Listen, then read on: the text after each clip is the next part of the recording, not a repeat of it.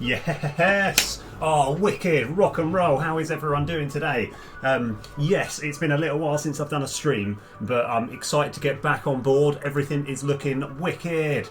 And I've done the obvious classic mistake of not actually opening a thing before, so we're going to have to wait for a load screen. But that's okay. This is why we want the load screen, because then I can explain everything that I'm going to be doing today. It's going to be awesome! It's not going to be that awesome. But yes! Oh, wicked! Rock and roll! Oh, wicked. Yeah, so what I have managed to do, right, I thought, you know what, let's go, even though these bones are quite old, I'm getting, I might be losing it slightly. I thought, let's see, I know that when you go in other people's streams, you can press exclamation mark and then something, and then some information comes up. And I was like, I was like, well, how do you do that, right? It's going to be really complicated. I'm sure it's going to be really complicated. It's not complicated. It's actually really easy. Like, it's a lot easier than I thought. Like, in my head, I was imagining, like, because they kept mentioning something called Nightbot. And I was like, what is Nightbot? I don't know. But it's actually a lot easier than I thought it was going to be. So I have just done that for, like, Boxitaire. So, yes, anyway, and YouTube, and those are the two commands. Right, so anyway, what have we actually got planned for today? Today we are going to, we're going to do two separate things. So number one is, it's something that I was trying to do. Oh, KOT fan as well, yes! Oh, wicked! Nice, how's it all going? Yes, awesome. Oh, and how is it? How's the move? Is everything all right? Oh yeah. Oh, quality. Oh. But yeah, so we are gonna do. So one thing that I was actually doing last episode, and I realised that it was a bit complicated. I suppose, I mean, like, is that like a permanent sort of thing, or do you actually, like, will you eventually be able to kind of get something sorted in your area where you can get better internet? Yes, okay, yeah, no worries. I mean, like, if I was properly, truly committed, I would work out a way of freezing the screen and staying perfectly still, right? Just to sort of, like, mess with you, to be like, oh, another level, like, no, everything else is moving, we don't know. Oh, yeah, oh, quality, yeah. Because I know I've got some other friends who have been struggling with internet like problems, and they say there is actually just a way of speaking like to people. I don't really know. It's like getting a petition to get like Fiberwire like organised. Okay, all right. Oh, sweet. That's gonna be pretty good. Oh, nice. Right, so today, so we're going to, I was thinking, so at the moment, right, what I was trying to do last episode, and I just got a little bit, confused, my brain wasn't quite as fresh. Oh, yeah, right,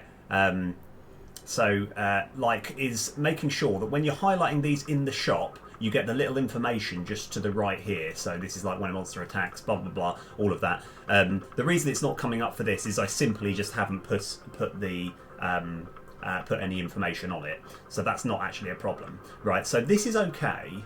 But what I kind of want to do today is... so it looks like I've done it for... constructs, but I kind of want to make a script, right? I kind of want to experiment with having a separate script where we just give it a simple command that we can attach it to things, so that when you hover over, it does something, right? It actually brings up the information. And before, I've tried to, I mean, with everything else, I've just tried to actually incorporate it in the current code. So what we kind of want to do is have like a generic, like, something like hover info script, right? So that we can just put it on some things where we can just be like, here is the message that we want to send, just do it. So that is my main sort of goal, and I'm hoping it's going to be pretty simple. Now, one thing which I'm not 100% sure is if you can have two scripts that involve hovering over and they both get called. Sorry, that doesn't mean anything. I'll explain the problem in just a sec. So I'm actually going to, because let's have a look, scripts. core. I feel this is going to be a core script. So we're going to create a C# script, and we're going to call it something like hover info script. Okay, right. And I've kind of got an idea as to how it's going to work. Right, here we go. So, oh, is that writing looking a bit small, isn't it? Let's go make it a bit bigger. Right, so let's go just get rid of all this. We probably don't need it. So we're just going to do all of the using Unity Engine event systems, and we want comma I pointer down handler. And the reason we've got a red squiggly line is because we need a focus. We need an actual reason to use it. Oh yeah, I've decided to call it Nina. Oh yeah. Oh, have you got a German keyboard? That's awesome. Right, so public void on pointer down.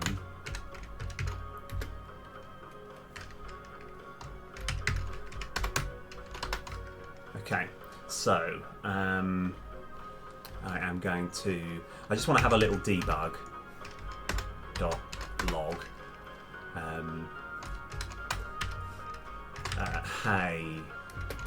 Hey dude, right, with an exclamation mark. Right, so this is quite a simple thing that we're testing, but I will.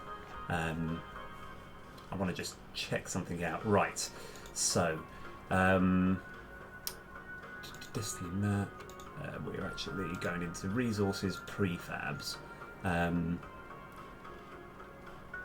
Shop stuff. This is the stuff that we want. So individual shop item go. Now I'm going to do something as simple as, right, this will cause a few problems, but we'll fix them. It's not too much. It's not too worrying. I want to just add that script and see if it works.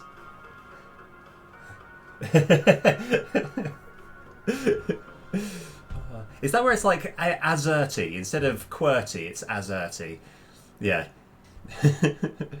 I wonder if I would be able to type with like the with the letters in the wrong place, because I think you just have to stare at the keyboard. But yeah.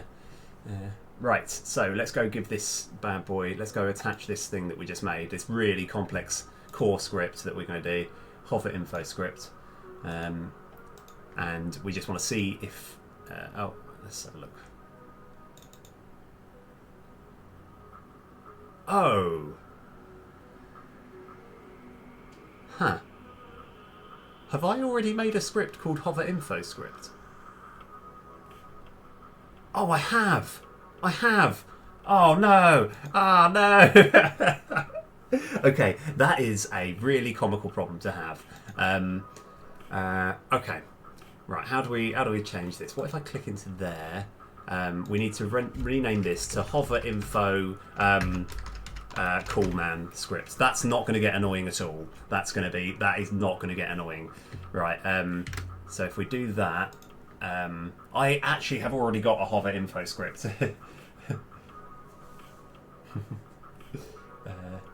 So hover info coolman script. There is an argument. I could actually just so that's fine. That can close. And over here, we actually want to remove that hover info coolman script, and we want to edit this script. So I think we're back on board. I actually didn't realise I'd made another script that was called hover info script, but that's fine. This is called coolman, so that should incorporate it, and it should be fine. Okay. Right. So first of all we've done is made sure that when you hover over, it just says hey dude with an exclamation mark. So let's see if this works.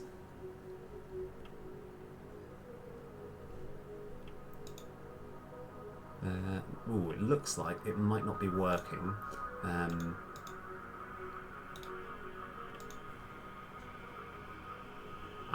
Okay, it is not, which could be a bit of a problem. Let's see if I can. Oh no, that's on pointer down, isn't it? I meant on pointer enter, but let's just see. So ideally, we've got it. Let's go.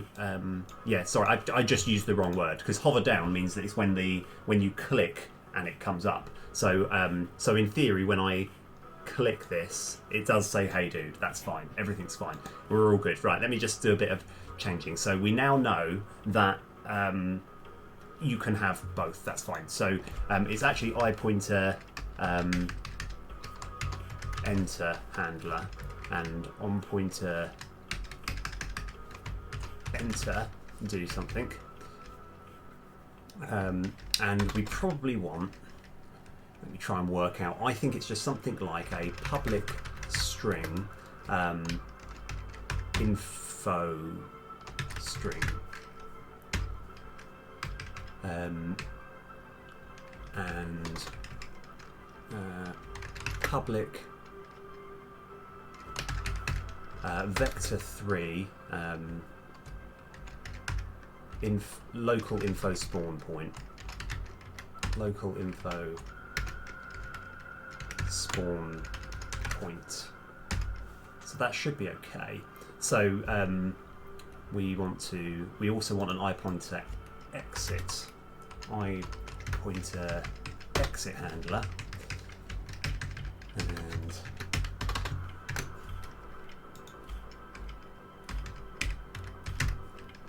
so how's everyone loving the weather?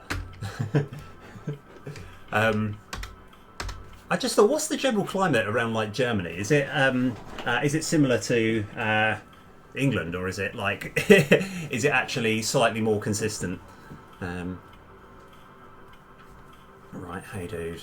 Right, okay. Right, that's what we want. So now, let me go close all but this. Now we want to just open a few things.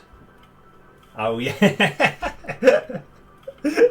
So that is the problem which I have, right? Now, I am pretty bad when it comes to geography. It's like, it's a really big place. There's different weather everywhere. No. Okay, oh, fair enough. So whenever there's a certain point on the map in England where there's Cambridge, and I literally, in my head, I put Cambridge, Peterborough,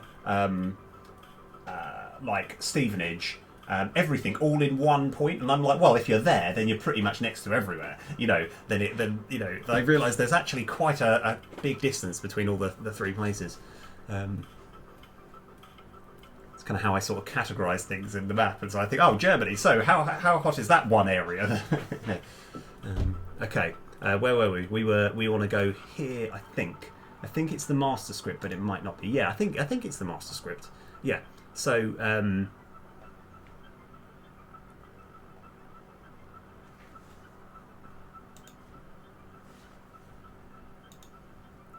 let's have a look. How are we going to do this? Because ideally, let's just say we're creating a totem info thing.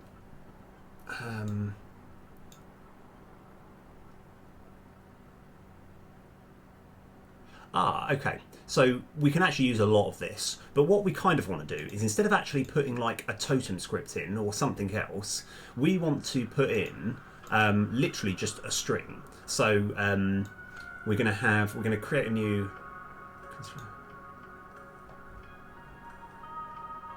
Yeah, that's fine. We don't need that too much. So public void create info go. Yeah, create single info go, and we just want to have an argument which is going to be string info string. Okay, so why have we done this? Because we're going to basically get all of this and then change some bits about. So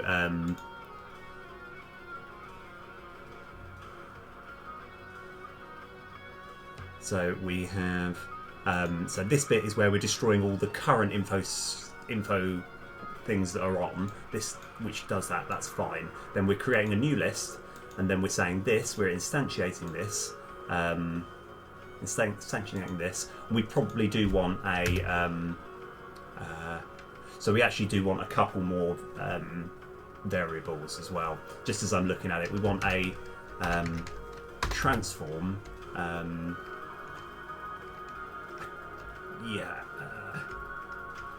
I'm going to call it base trans,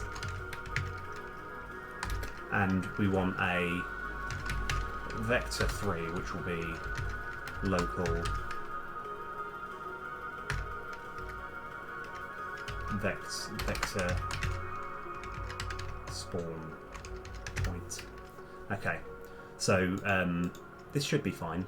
So now we are what's happening here is we're creating a card info script. We're instantiating that here. We're going to simply. I'm trying to work out actually what we probably need to do is have base trans.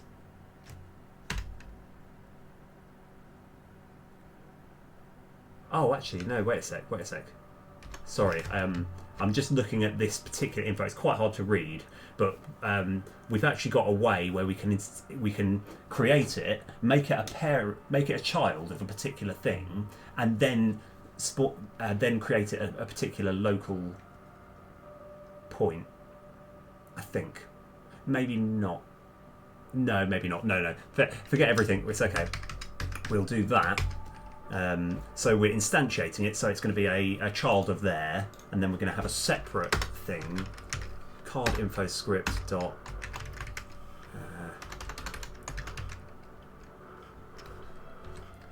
Let's just have a little look into here. Have we got an easy way of getting hold of the transform? Incidentally, no.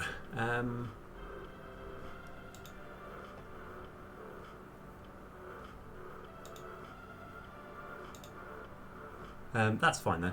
We can just have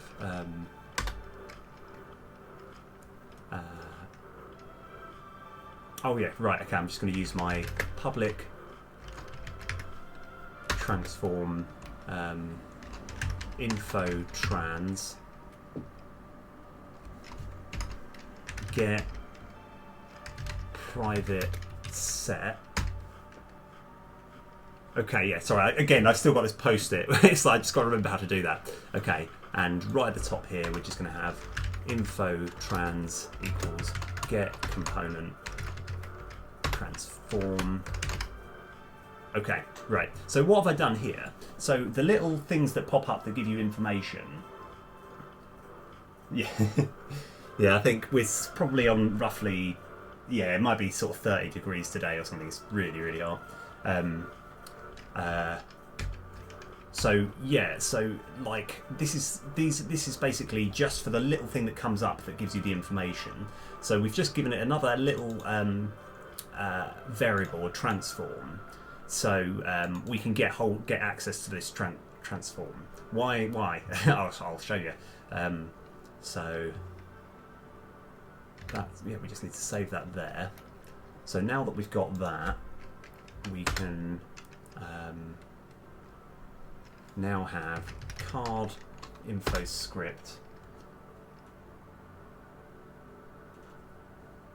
Yeah, I mean, like, I'm still very much on the bandwagon of I don't mind. I mean, obviously, when it's this hot, it can be a bit tiresome. But why is that not working? Oh, it's not called base trans, is it? It's called info. Local position equals. Oh no! I'm in the wrong place. It's the wrong trousers, Gromit, and they've gone wrong. Okay, ignore that. Ignore that.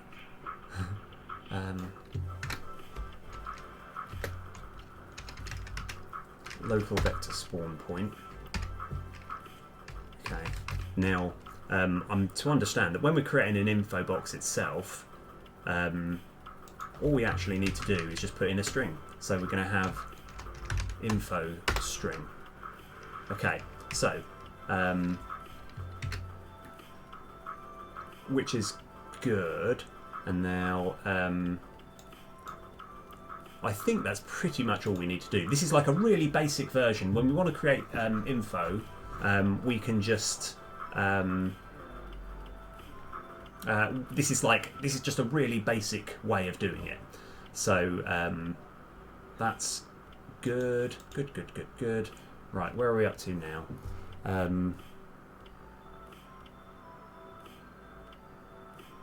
So I'm trying to remember. So I think that's all we need to do. We just need to make sure that when we hover over it, we just destroy all card info. So let me find all these references. Just check that it's...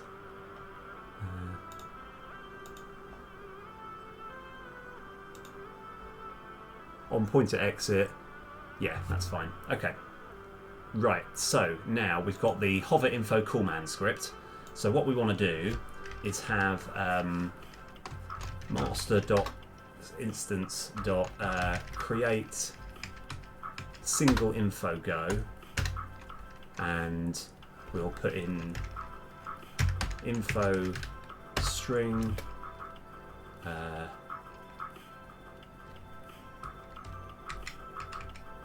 we need a new public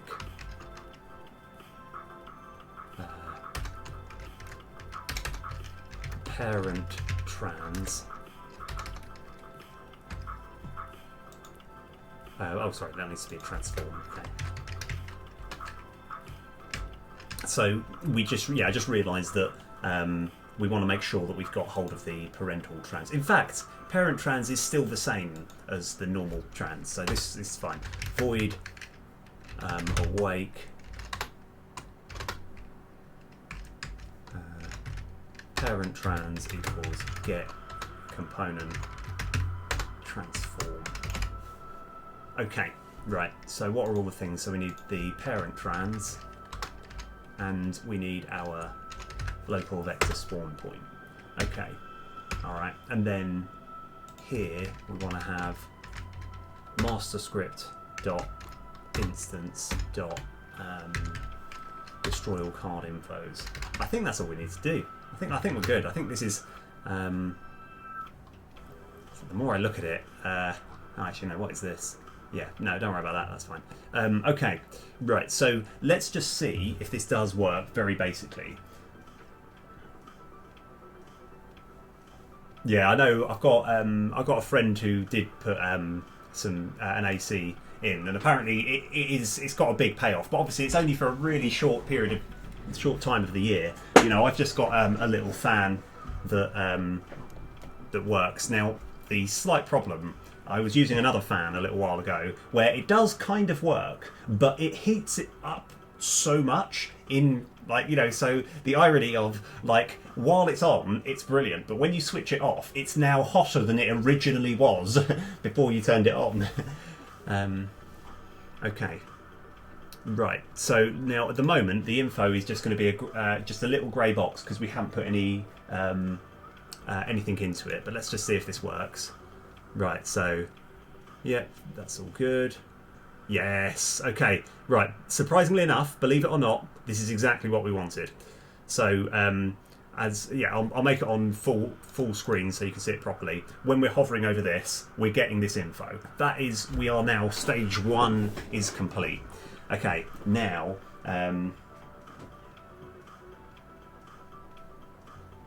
yeah. Oh, yeah, I completely agree. Right, so I think...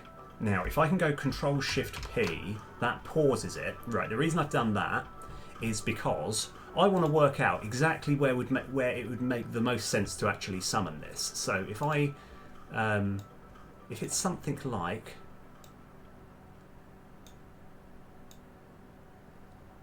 there, I think that's looking pretty good. So let's work out what the local position is. 0.6. 0.8.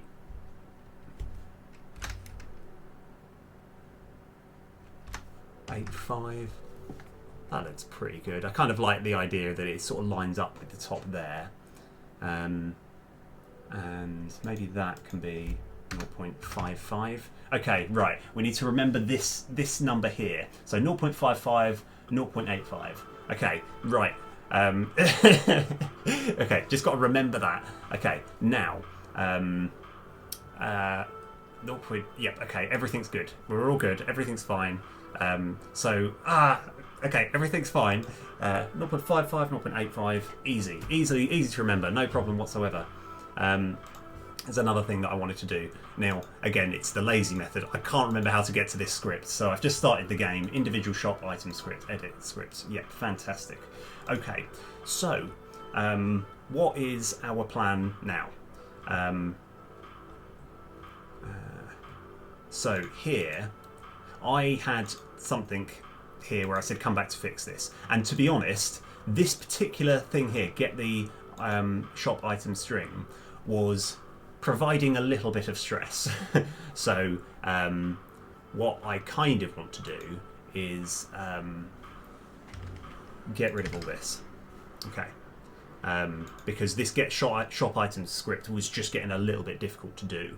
Whereas what we really need to do is Control N-O, set values.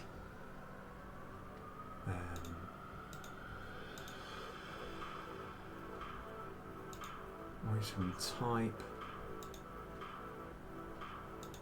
Okay. So now, when we're setting the values, another thing that we can do is say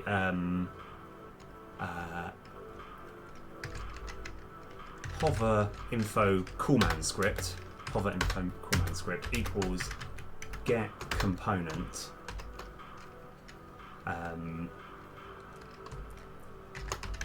Hover info coolman script. So now we've now got access to this bad boy, and we can do stuff with it. So first of all, in fact, let's go be easy on ourselves, and have a public void setup. We just need to call it setup. So we're going to have transform parent trans. May as well do it in the same order like I have here. String info string and vector 3 local info spawn point. Okay.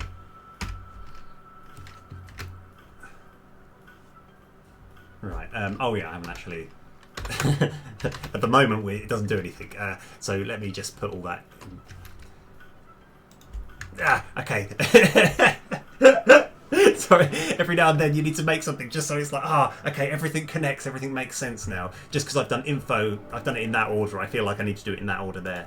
That's not necessary. This is terrible. This is terrible teaching. It's like just like I say, I'm OCD with pretty much nothing else in the entire world. But when it comes to coding, I'm like, no, the things don't mess, don't link up. Now everything's fine. Okay, we can relax. Okay, so info string equals info string. Oh, actually, we don't need to do the parent trans at all, do we? No, don't worry about that because we've already done that over there. So. That's fine. Local that equals that. Okay. Right. So this is going to be how we're setting it up. Okay. Now. So, and we can. I'm kind of fine with this. We're going to have string info string equals. There we go. Okay, now switch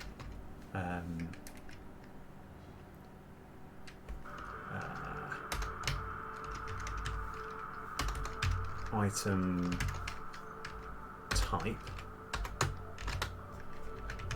case, and I've got to remember all of the different item types that we can have. So let's go find all references.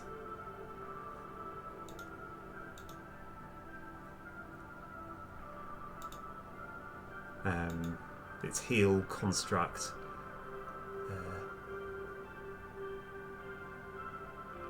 And it probably doesn't need to be a string at all. But case heal break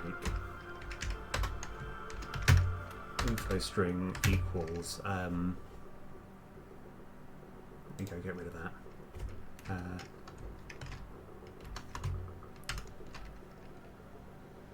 Equals heal for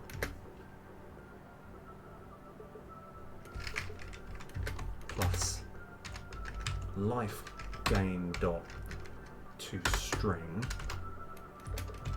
plus life, and then if max gain is greater than 0,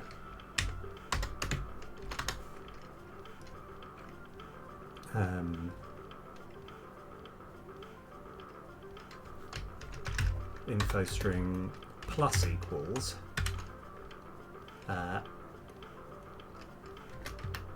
and gain plus max gain dot to string plus max life. Put a full stop at the end. I know I haven't really done that very much. And this is like I'm kind of dealing with a future. This is like a future problem, which will be a nice one to have. I quite like it because I want to introduce the concept of it's not always only going to heal for 20 and give you 10 max life. There's going to be ones where it say heals for 40 but no max life. And I also like the idea that else if max gain is less than 0,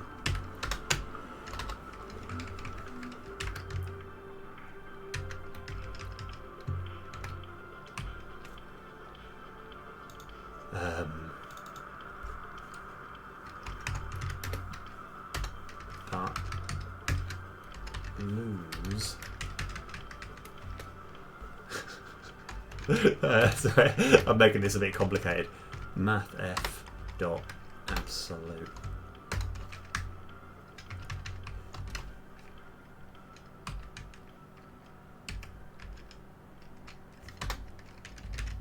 else info string plus equals. Okay. Right, the others won't be that complicated, don't worry. I just got to remember what I've actually called all the other item types. Find all references. Upgrade card and trash card. So that's heal sorted. Case upgrade card break info string equals upgrade a card in your deck. Case trash card break info string equals discard a trash. Yeah, I think trash a card from your deck. And I should probably use the word from in both. Upgrade a card from your deck, trash a card from your deck. Easy. Right, this one gets a little bit complicated. Case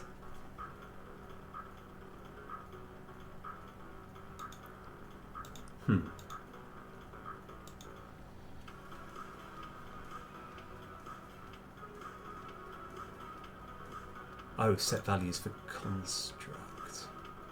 Okay. I see. This is a little bit more complicated, but it's not too hard. So what we have done though so far, I believe this should all work. Case. So yeah.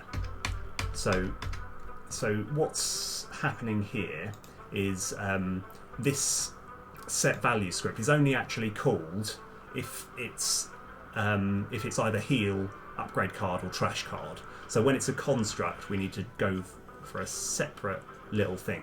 So we can actually do something like this. Okay. And we can use a lot of... Oh, no! I've missed the whole important thing. Hold on. Relax, guys. Everything's fine. Okay, so now that we've made this... and we've got the info string, we just want to have hover that dot setup info string and new vector 3 0.55f 0.85. I think that sounds about right. Okay, right. So that's all good, right? Everything's wicked. I think we can still do that. Control C, Control V, Control C, Control V. But what we want to do is we want to go into this master script and just make sure there's a function where we can get hold of the construct information. Right, how do we do that? Right, let's hope I've made it easy on myself. So get construct info. So this is in an idea. Yeah, this is actually create construct. This might become completely obsolete, but not necessarily. We're not going to get rid of it, but all we really need is something like that. Control C.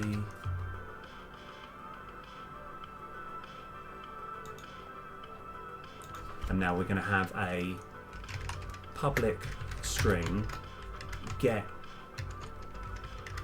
construct info.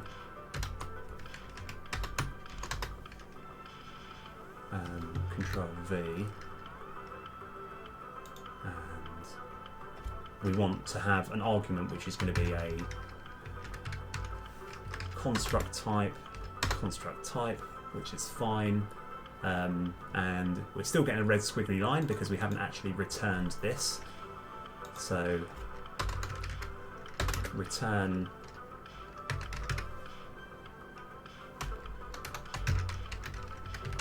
construct info string. That's what I wanted. Okay. So I think that's all we need. So info string equals master script dot instance dot get construct info and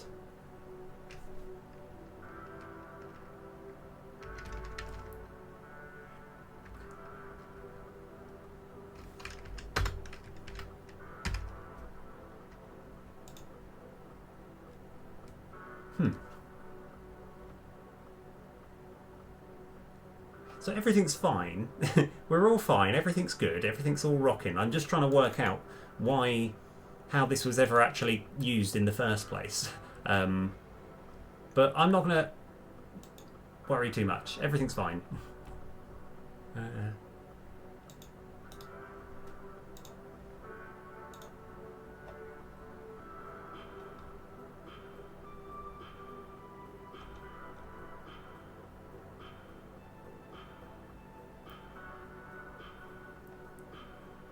Okay, I'll worry about that later.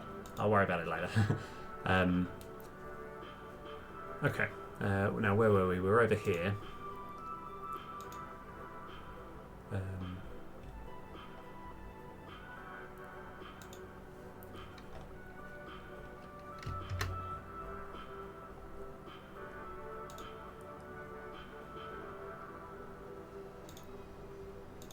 So I think this is all we need to do. We can probably change these values as well to make it just look a little nicer.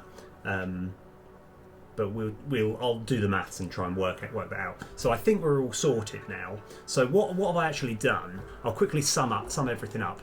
When we're setting the values, before we just did all this, and there was no problem. But now we're kind of getting access to this new script that I've made, which is the hover info coolman script. And we're setting up all the important values that it needs. So this bit here, this long-winded bit here, is dealing with the info that we actually want to divulge when you hover over, and this is setting it all up, right? And when it's a construct, we're going through a slightly different phase, and we're kind of doing it this way, which looks fine. Okay, right, everything's good. So let's see if this works.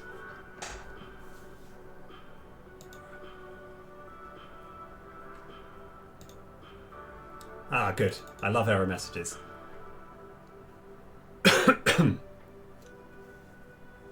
Oh, yes. Yes, I see the problem.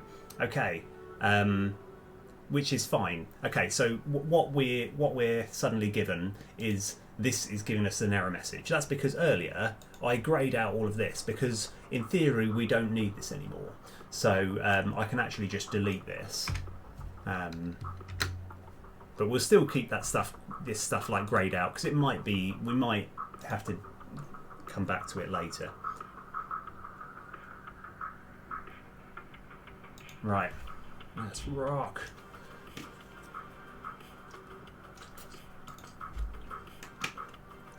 Okay, here we go. Right, no pressure. Trash a card from your deck. Nice. Heal.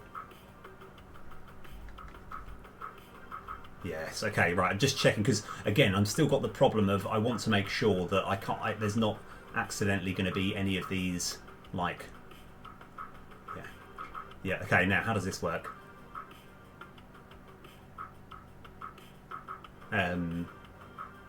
Yeah, that's fine. I've actually kind of got the text slightly wrong there because it says after have played 25 cards, gain a permanent 25 max health. So this actually works. This is this is really good. And what makes this even better? Oh yeah, so we kind of want the same for this reroll as well, which should be really, really easy. Absolutely no problem. This will be an easy thing to deal with. So now we've got the info when we hover over. We want to do the same for the reroll. I reckon the reroll I can do from nothing. I reckon I can do that in 8 minutes. So my time is showing 14:50. Okay, 14:50. We're going to do it by 14:58. Right, let's go. Okay. Go. Right, edit script. Oh no. Right. Yes, we do want to edit script. That's fine. Okay, now we want to turn this off. And we want to actually find where the reroll thing is, which is over here. Right, this bad boy. Right, now we're going to attach one of these scripts that I made earlier. These scripts, hover info coolman script. Chuck it on. Okay, now let's edit script. So when it's setting up, we want to do something similar to hover. We want to do something similar. You know what? This is going to take me so little time. I'm yeah, absolutely no problem. We just want to have that. Control C. Control V. And we want to have that. Control C. Control V. Info string equals tap here to reset to refresh the shop. Maybe just refresh the shop. I think that's actually. Oh yeah, no, that's everything. We're done.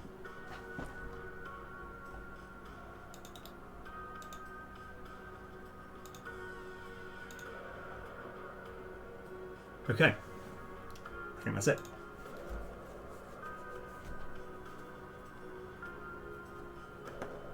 Right.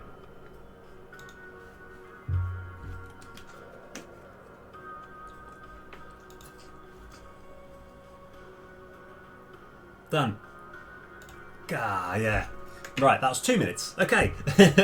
That was 2 minutes. Fantastic. Okay. Right. Cool. Right, nice. That was actually a lot easier than I thought. But what I also like is the fact that we can use this for so many other things now. So we can even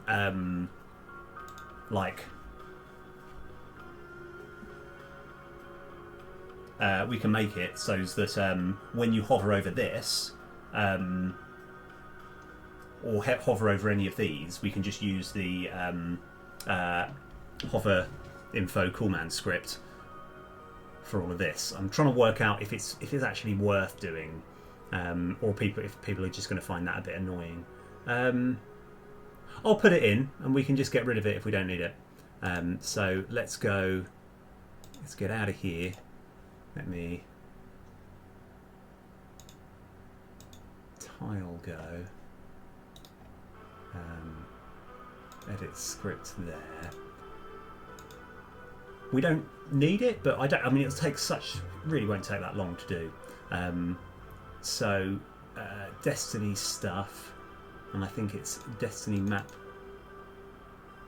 Oh, actually, I think it's just Destiny tile. So we're going to put on this new thing, hover info coolman script, and then let's have a little look.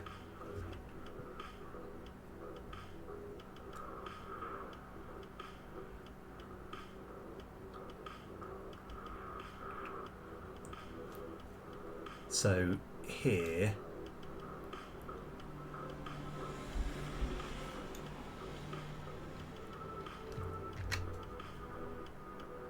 so I'm going to copy this. So I just want to check. Oh no, hold on. Done the wrong thing. How are we actually setting this up?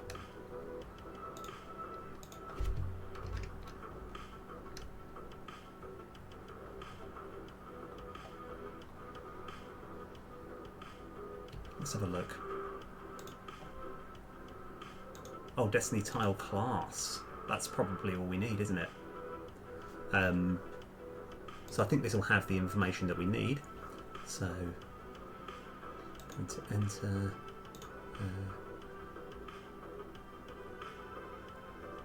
So upon awake. Just want to check at what point is it actually given the Destiny tile class? Find all references.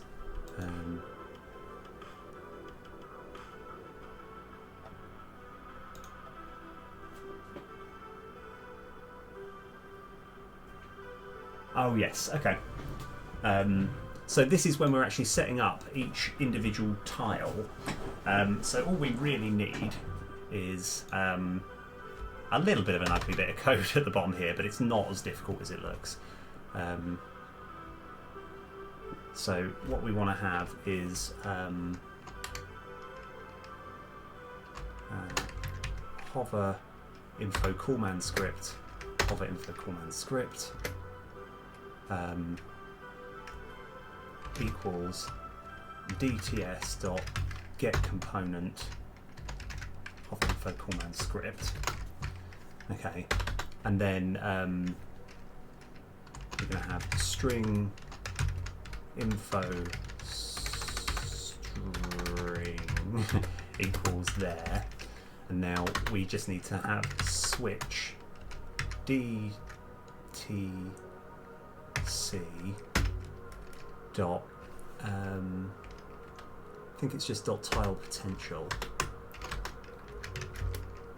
case. Now in an ideal world, yep, this looks ugly, but it's actually not as bad as it looks.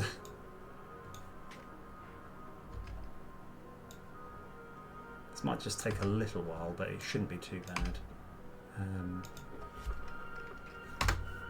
Okay, so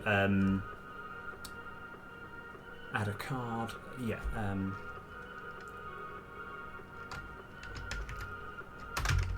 info string equals add a card to your deck,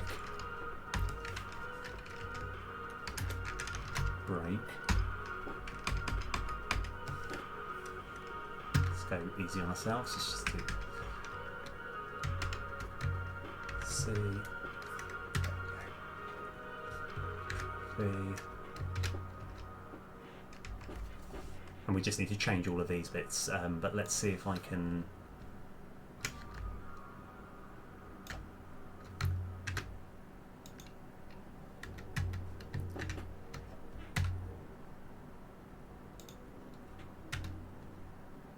it's actually going to be easier if I do this. Okay, so this is making it so that when we hover over the tile, I'm getting all my control X's and control Z's mixed up. How did I do that? What have I done there?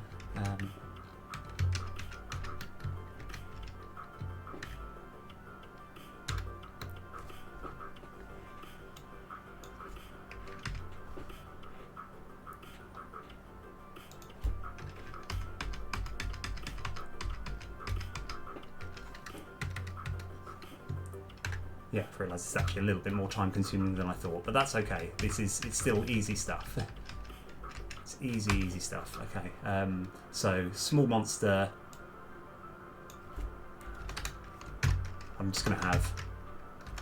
Oh, I put caps lock on. fight a monster. Fight a big monster.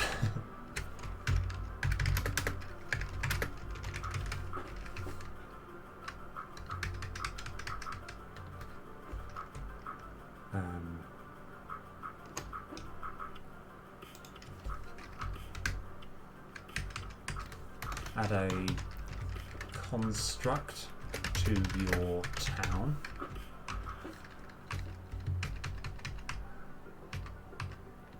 Yeah, this one we can work on this a bit more, but I'm just going to say gain life and restore life and gain max life. Restore life and gain some max life. This is like a sort of placeholder. Upgrade card.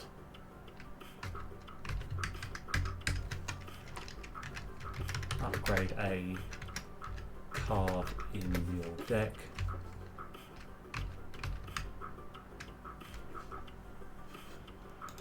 From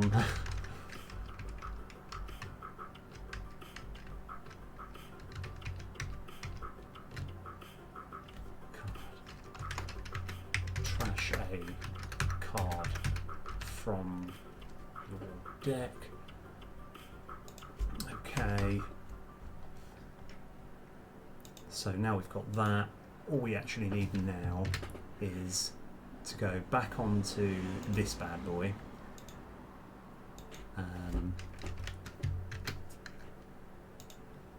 And put this over here. Okay. Right. We want to change those numbers because I kind of want to have it so that it's just perfectly on the right of the tile. Okay. Right. So let's see if this works, and then we can just change those numbers to make it look a little bit better.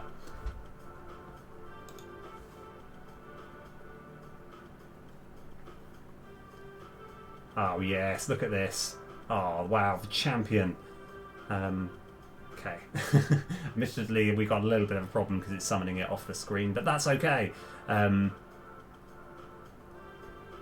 if I go Control-Shift-P, let's get out of here. So Control-Shift-P, it pauses the game. The reason that I always pause at this point is because there's no way of me actually clicking the pause button and that message staying up. So now we can actually just have a little sort of play about and try and work out where would make good sense to put it. So I could actually just do it at the top there. Maybe at the bottom.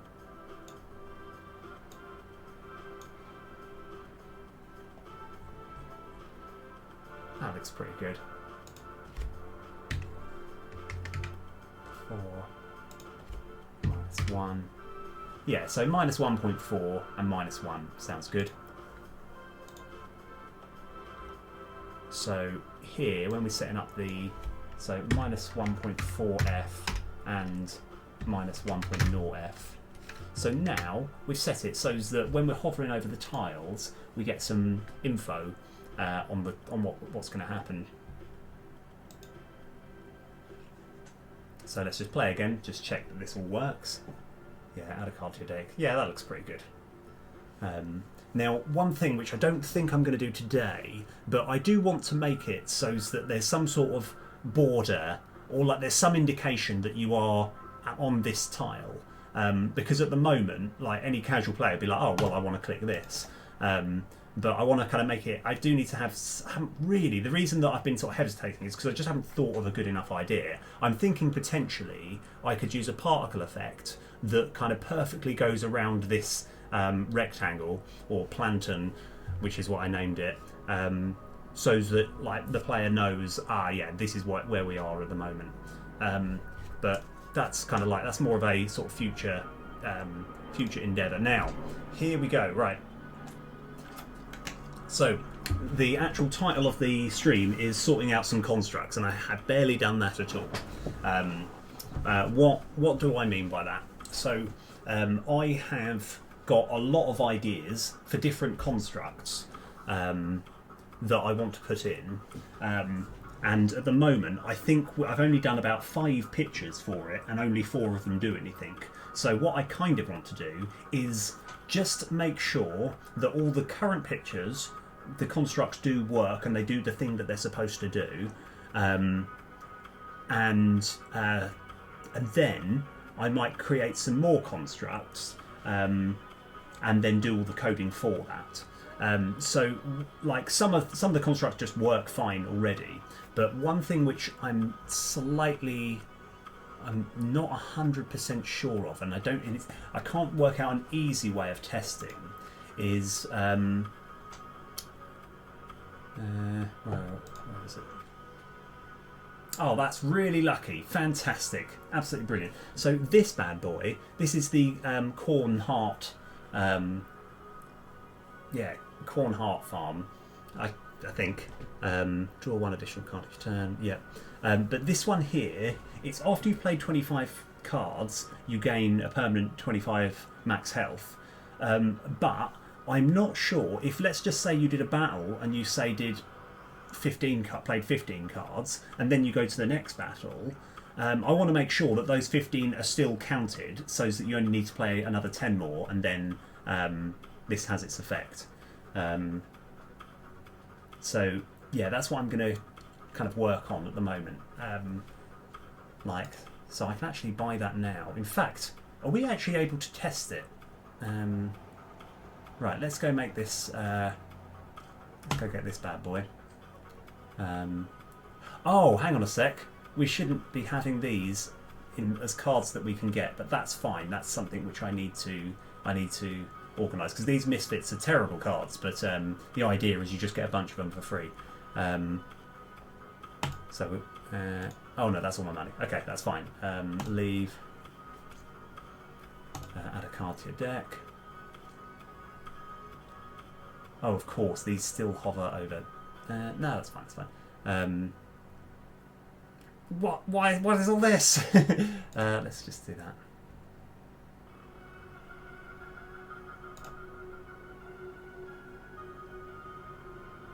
Oh yeah. Ideally, I kind of want a big hitbox to stop you being able to hover over these things. But yeah, that's fine. Prepare to fight. Boingo. So my kind of plan is I want to I want to see if I can do this in less than 25 cards. Right, that's fine. Right.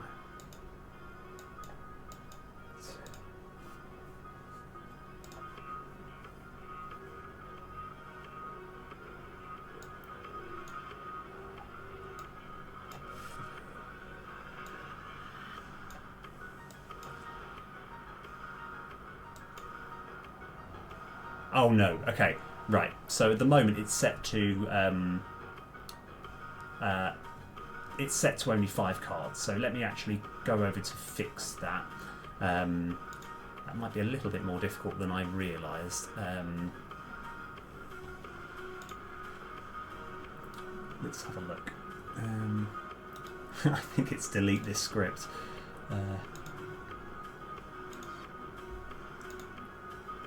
That that will never be annoying. It being called delete this script is never going to be a problem.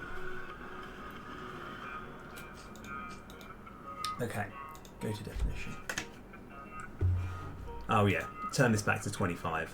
That's what we are going to do. So 25. So we can get rid of that. Okay.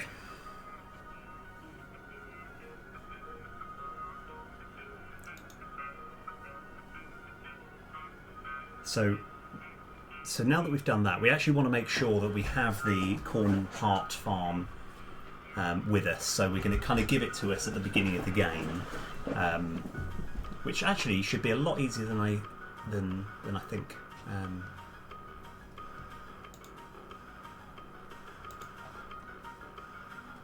So that's all good.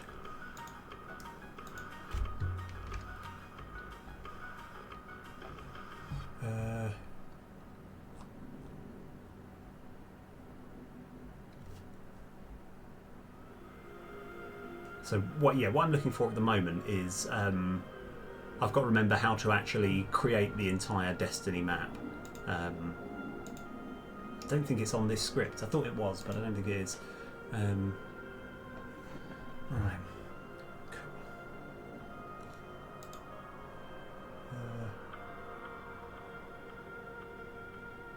Could be actually.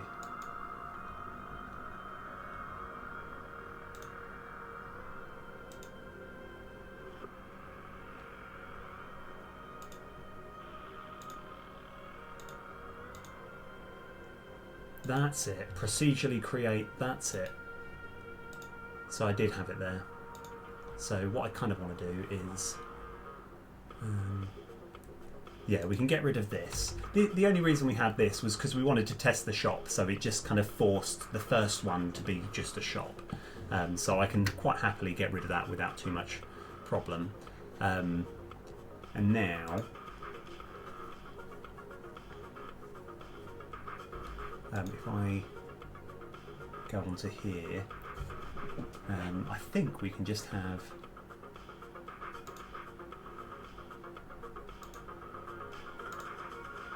okay. Right, this is actually what this is. This should just be okay. Everything should be fine. What I kind of want to do as well is add just a good card to...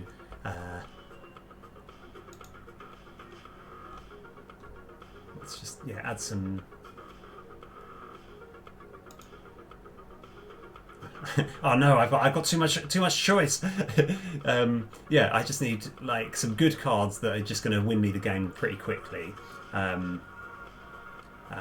I can't remember what any of these cards do from reading the name. So we want...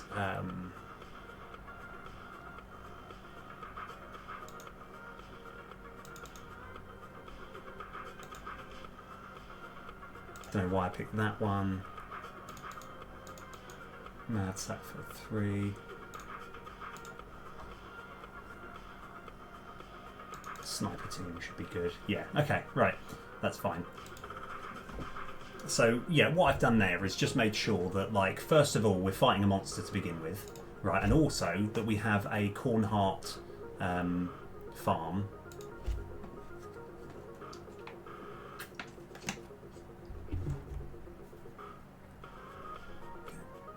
Right, and we just want to desperately make sure that we're not doing 25 cards this particular thing. So let's go straight off the bat. Let's go make a bunch of archers. That's a great card.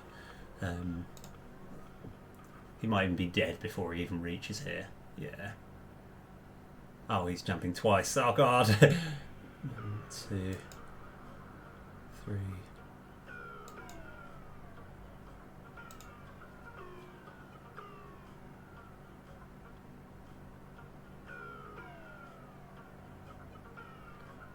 Oh yeah, and this thing, this yeah, Mad Satterfield is giving us some of these bad boys for free.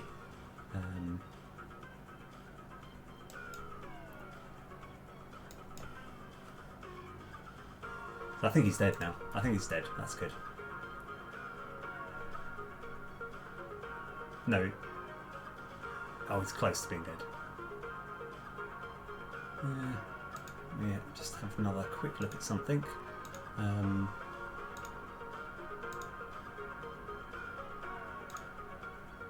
Oh. Okay.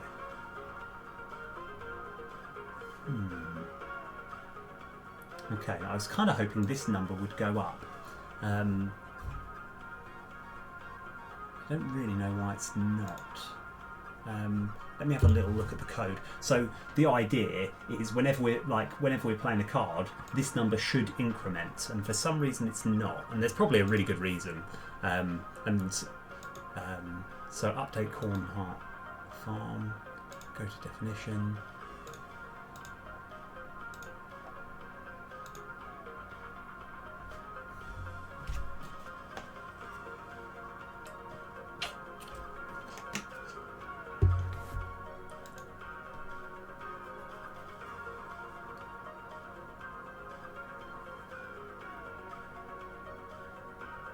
So, okay, there is actually, yeah, right. This is interesting. So, for some reason, this isn't being called. I don't think.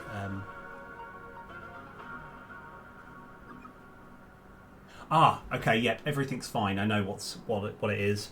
This needs to be true in the first place. That's no problem. So hypothetically, if I were to do this, then we can actually still just carry on. Right, he's pretty much dead. I'm just using this time to cast as many spells so that just to see if everything carries over. Right, so he's dead, which is great. Okay. Oh yeah, that's fine. No one's going to have any problem. They'll just be like, yeah, I can clearly see the coin in the middle. We gain 27 gold.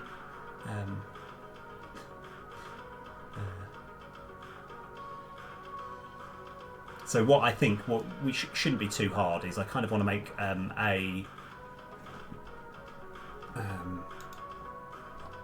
want to make a box collider here. This is just me sort of spitballing ideas.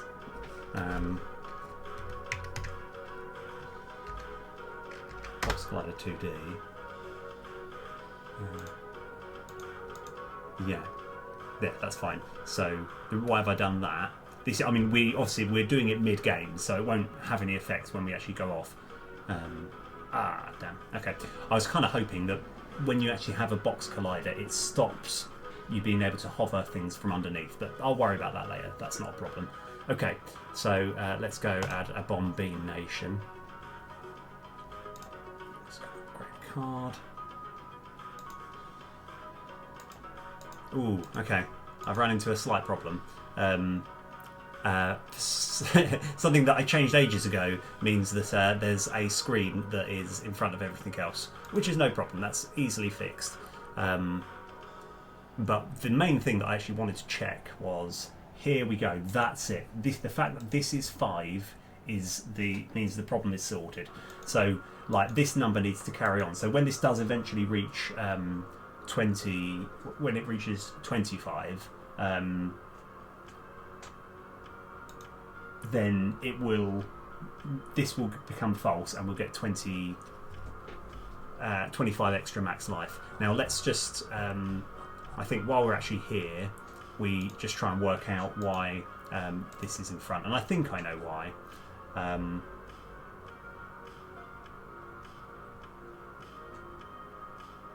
Yeah. And there was a good reason for this, but like when we're creating these cards here, I made a new sorting layer called Frontier, right, which means that it goes even more in front of something, and that was done for good reasons, and I can't remember exactly why, but it shows that this is always going to be in front of the screen, and it won't interrupt anything that's behind it. So all we need to do is just tell these bad boys to be Frontier, like that. So let me...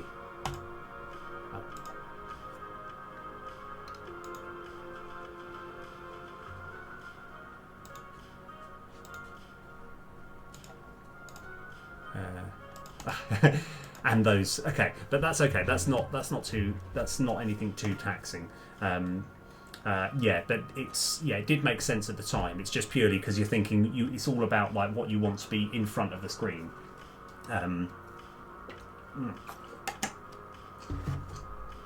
Right. I think I'll fix that before I do anything else. So this is fine, but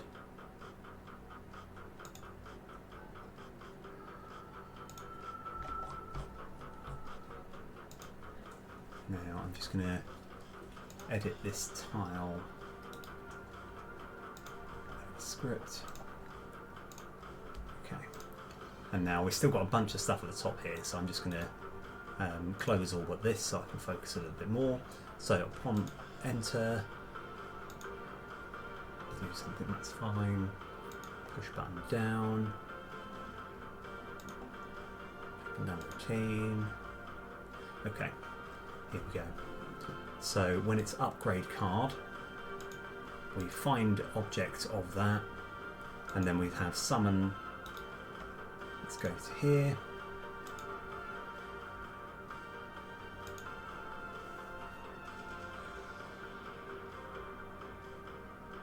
So I think we can just have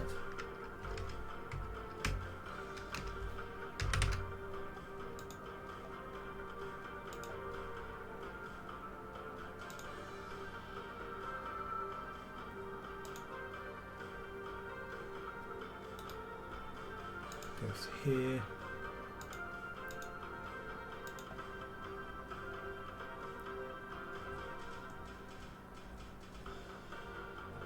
So at some point somewhere, we actually, when we're creating the cards, we need to make sure that they're in the layer Frontier, or Frontier, and I just got to work out how we can do that. So that's all the sorting layer. In fact, if in shop, that's all fine.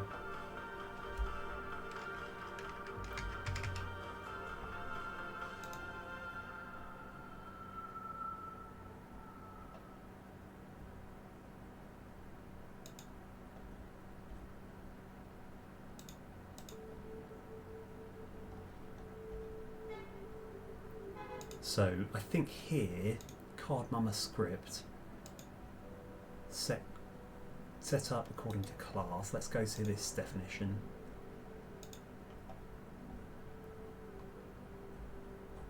No, it's not that one. Yeah, sorry, I'm doing a bit of mumbling at the moment because it's just a little bit complex as to where I'm going.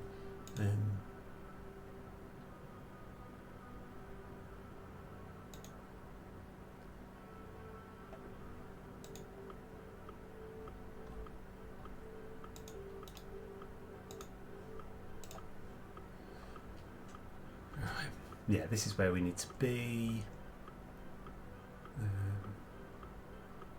This is the bit where we're creating the cards.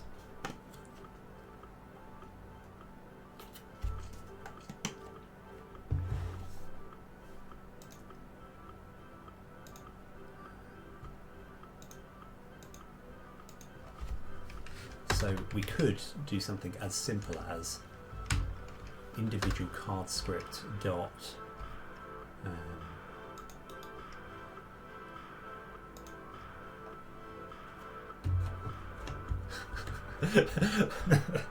why have I got an integer called John Barnes? I can't remember.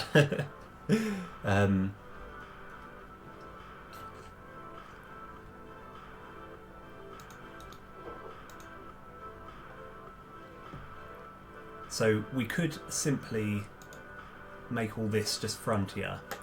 And I think that'd fix everything. I think I do this. It might cause me other problems later, but I think if we just do this, we can... I would rather have it this way, and then we'll deal with the other problem later.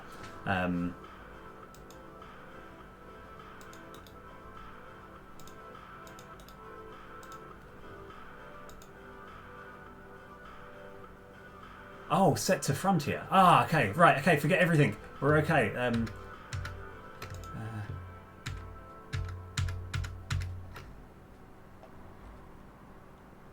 So we've actually just got a function that says set to frontier. That's it. Yeah. Oh, right. I've already done it. Yep. Okay.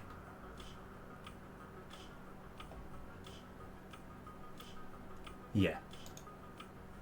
So let's get rid of that.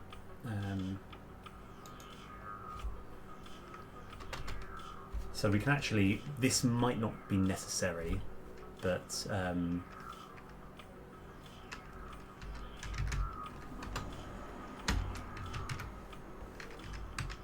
to frontier. I'm going to put 13. I think that should be fine. Okay, right, so now I think that's fixed the problem. That was like more like, quickly, let's deal with this problem. And it looks like we're on track to dealing with that. I know, it's like, I'm meant to be fixing one thing and I realise I need to fix another thing. So, let's fight a monster.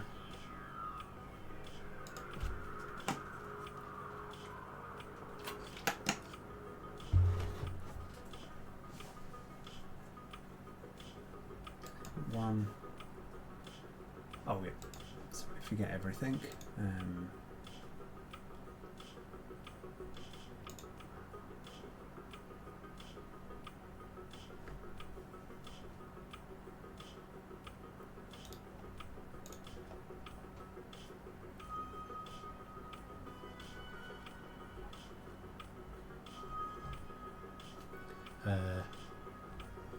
So what I'm just doing now is the only reason we've got this construct active boolean, it's purely only matters for Cornhart Farm. Everything else, it doesn't matter whether this is on or off. It only matters for this Cornhart Farm, which is what I need to... I want to find all the references to this, just to check that Cornhart Farm gets this true. Everything else doesn't matter. That's what I'm kind of working on. I just got to work out exactly where this is. Press the wrong button. Never mind.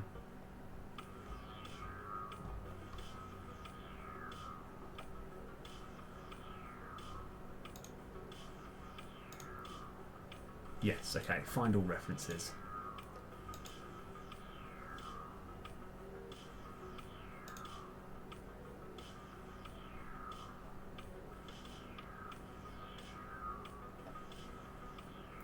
Yes, okay. So yeah, if it's Cornhart Farm, yeah, so that's fine. That's something which I have dealt with. It was only... right, so now let's see. That's what we want to check. So our plan is we want to check the Cornhart Farm works. So let's go for it.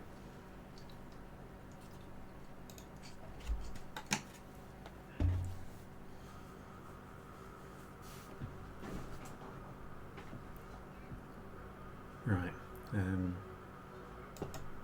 Don't know why, but yeah.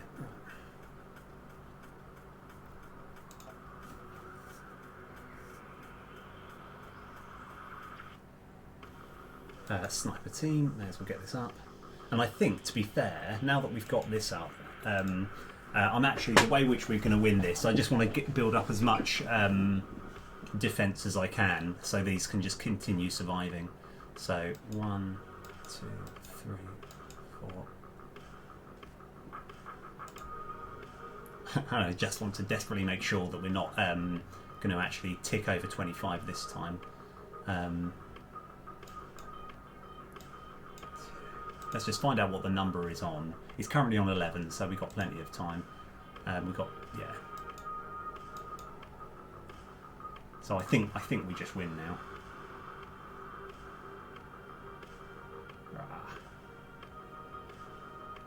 That's him gaining lots of attack. Yeah, so we're fine. We just win. Right.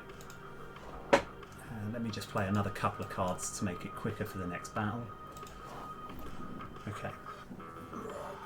Yeah, the reason this is easy is because I've given myself a couple of ridiculously strong cards that ideally you're not going to have. So gold gained, absolutely fine. Yeah, I need to take this out of the thing, but we can just skip that for the time being.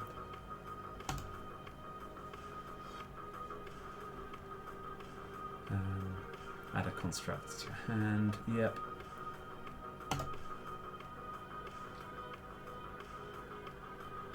Okay.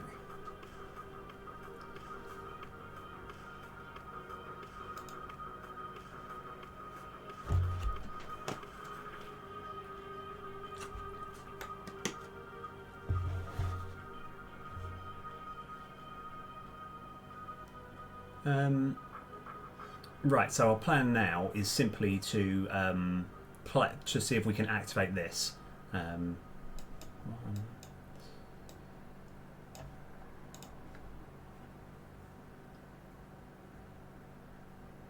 Sniper team. So sniper team's really good. It summons X rangers, but if you got 3 or more, then it adds an extra like 10 rangers.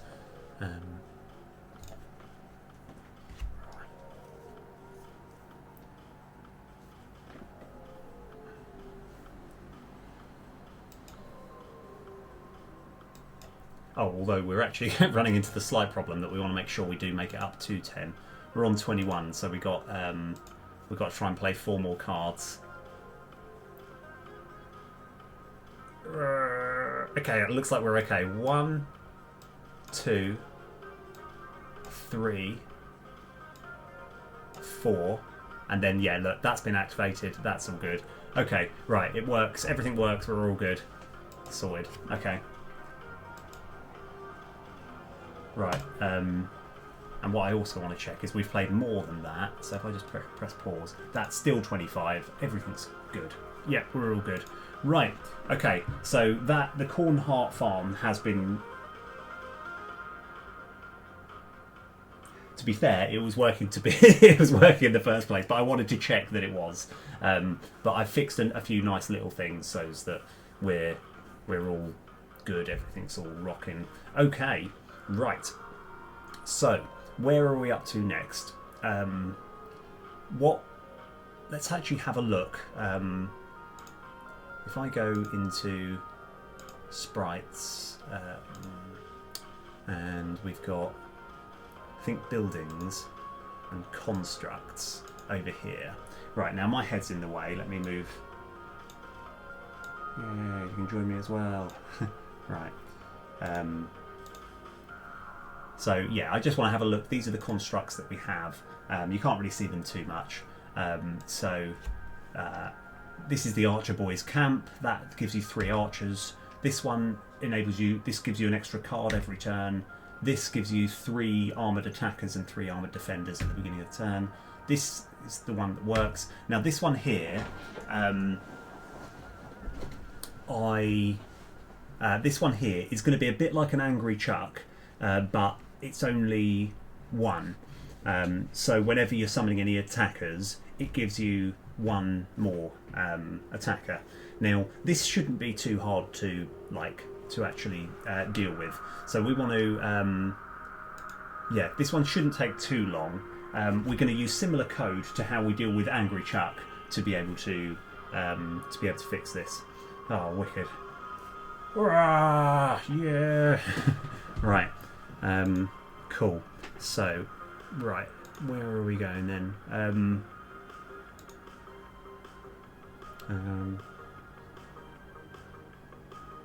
Yeah. Okay. Sorry. Need to look at. Need to get a reference point. So let's go change this to Chuck's exhibit, and I think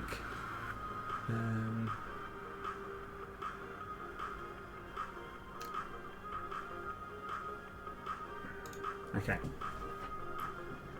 Yeah, so at the moment Chuck's exhibit doesn't actually do anything. Boingo. Right, so Chuck's exhibit doesn't do anything, but we can see it here. Right, good old Chuck. I probably need to change the text so it actually explains what it does. But that's okay, that's no problem. So what we're actually doing, the reason I wanted to get to this screen is because when we're on here, this bad boy, these are all the core scripts that we have. Now the one that we're looking at is Totem Master Script. Okay. And let me have another quick look at something.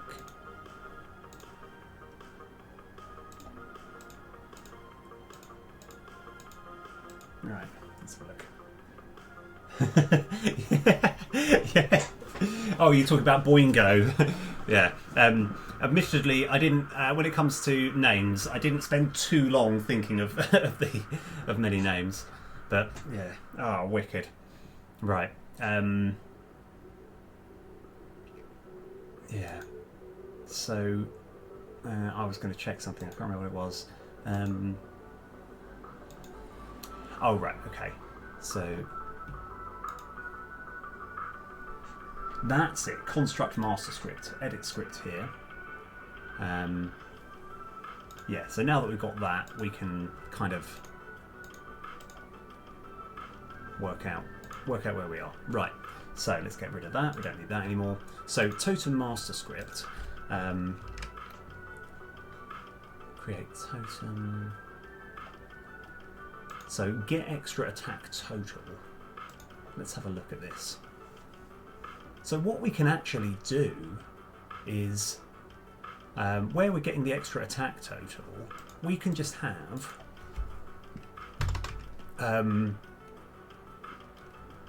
so I'm just sort of thinking out loud.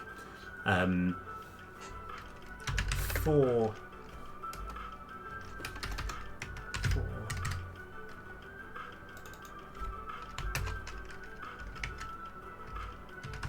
construct master script dot instance dot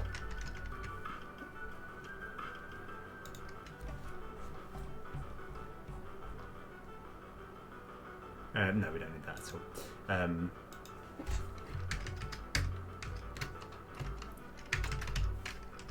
Game info script dot instance dot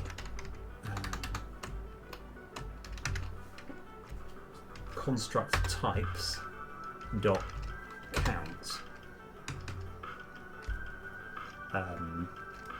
if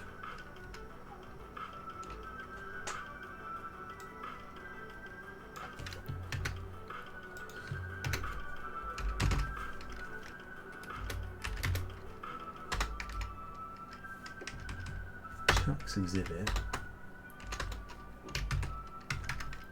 extra attack plus plus. You know what? That is it. That is all we need to do. I reckon that's it. So, what have I just done? So, whenever, with the way Angry Chuck works, is whenever we're adding attackers, whether they be... oh, thank you. Oh, how are you doing though? IBO Kasa? Or KSA. But yeah, anyway, yeah. How are you doing? Rock and roll. Wicked. Oh, yeah. At the moment, we're working on... we're making a sort of a game similar to Slay the Spire. And I'm working on what is the equivalent of relics in Slay the Spire. You get something similar, which is... constructs, which are like little buildings, which effectively do the same sort of thing that relics do, that you have them permanently throughout the whole game, and they give you a little buff. So the one that we're actually working on right now is where is it? Game info script. We've got one called Chuck's exhibit, which means that whenever you're making any attackers, you get one more. Yes, I'm actually really good. I haven't been. Yeah, I genuinely like kind of. I've been I haven't been streaming that much lately, and I want to. I always want to stream more, but it's just there's quite a lot of there's just quite a lot of like work that needs to sort of go in to it, and I've just been so busy with quite a lot of things lately. Right, so here we go. Oh, even better, it even says +1 there. So now, when I cast this, hopefully we will get 6 attackers.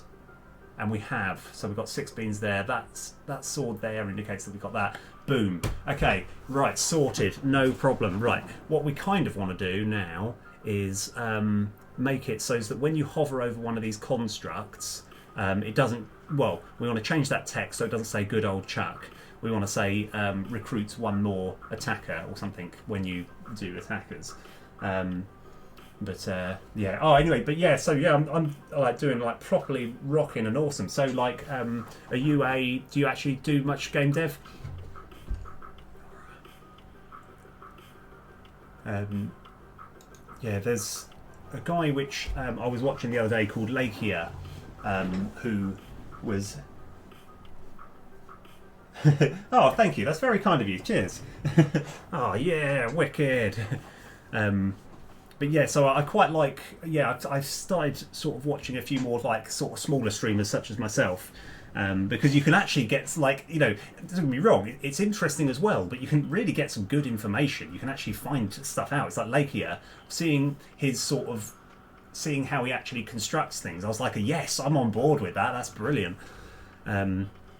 He's got a really good, fun little game. Right, so what are we going to do now? I had a cool plan. That was it. We're going to sort out so that when you hover over constructs in the game, then it the text comes up properly. So let's just do that now. This should be pretty easy. So haven't actually got the right script up here. Master, let's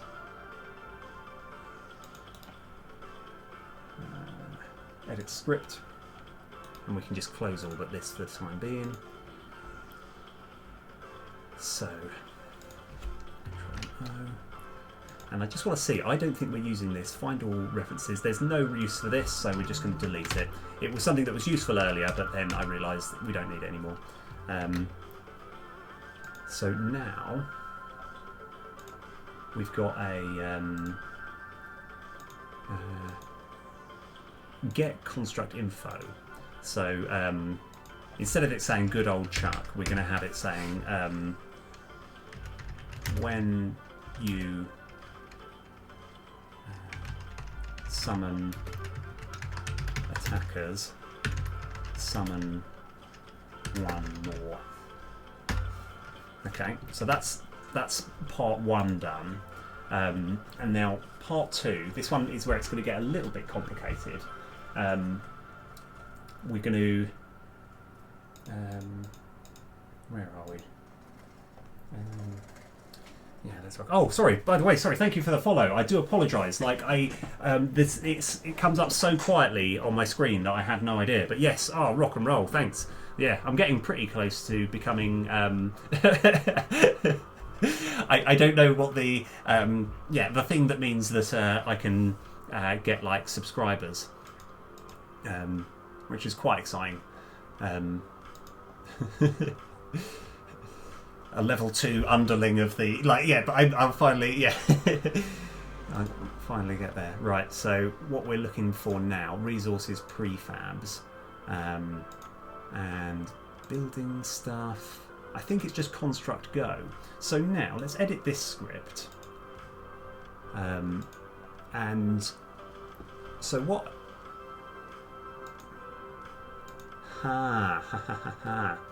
Right, go to definition. Right, so we're going to just go boom. We don't want this anymore, I don't think. Let's just have another quick look. I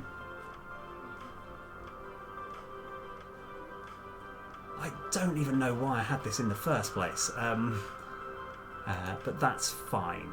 Okay, so we're going to get rid of this. And I just want to check to see if that's going to create any error messages straight off the bat. Yes, it is, which is no problem. Oh, we might not need that.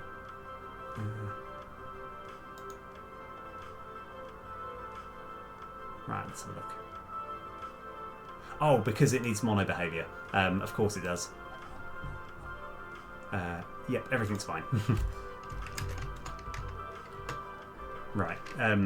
So we're going to, instead of like it trying to be a child of another construct, all we actually need to do is we made a new script. Let's have a look. Hover on. Yeah, don't worry about that. Just get out of here. I'm just going to check to see, like, yeah, we need to, because we're essentially taking off an old bit of code, which made sense at the time, but now we can, yeah, so now we can move forward and put on our new script that we made earlier this session, which is called Hover Info Coolman Script. Best possible name.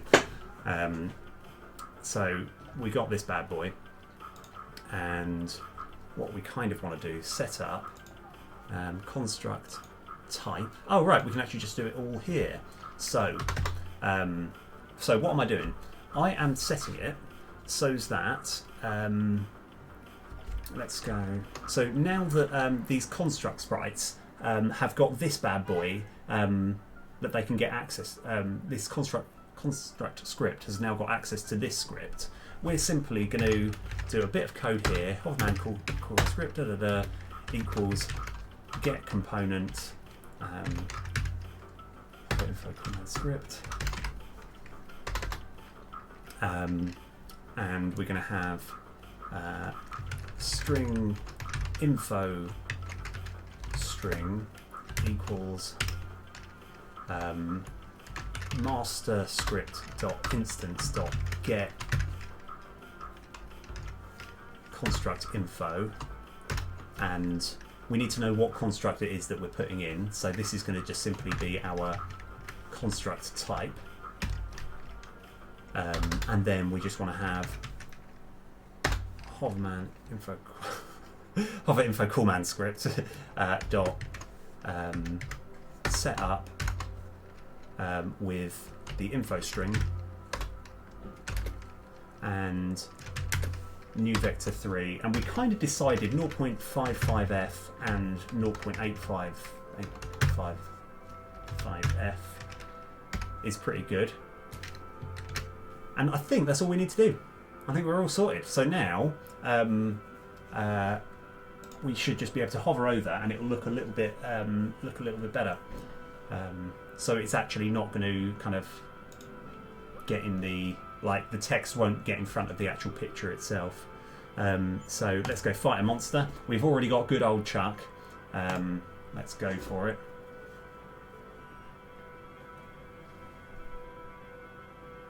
Right, okay, is it going to work? Yes, when you summon attackers, summon one more. Let's go. Alright. Now, one thing that I would kind of normally want to test, but I don't really see the point, is if we had like angry Chucks to just check that they all stack together, but I'm pretty sure they're all going to work anyway. So that is a really big win. Okay, let's go. Right, fantastic. So, right, where are we up to now? So, what I kind of want to do now, somewhere,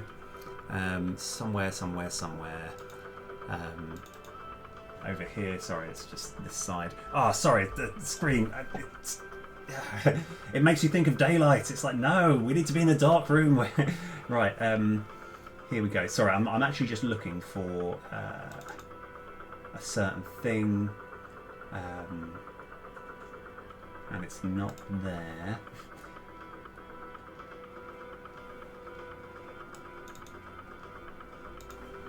So, oh yeah, that's it. Right. So, right, that's what we needed. So, these are all the different constructs that I was thinking. They're all going to be of varying difficulty to actually to deal with. So, I like the idea that. So, I think these three have already been sorted. Don't worry about the actual names of them. So Ranger Friend. After you play 4 cards in a turn, add a Ranger. Right? Because Rangers are really good. So I kind of want to work on that one next. Right, so now, and here's a good fun thing that we can do, right? Bear in mind it's to do with Rangers, right? Has anyone got any good idea that of a name that we can call it? So it's something that something that means that you summon a Ranger, which is like an archer, when you play 4 cards in a turn. So while I'm trying to work it out, if anyone comes up with a good solid idea, I'll probably just call it that. Right. Let's have a look. So where are we? Master script. Construct type. Okay, right. The placeholder name, we're going to call it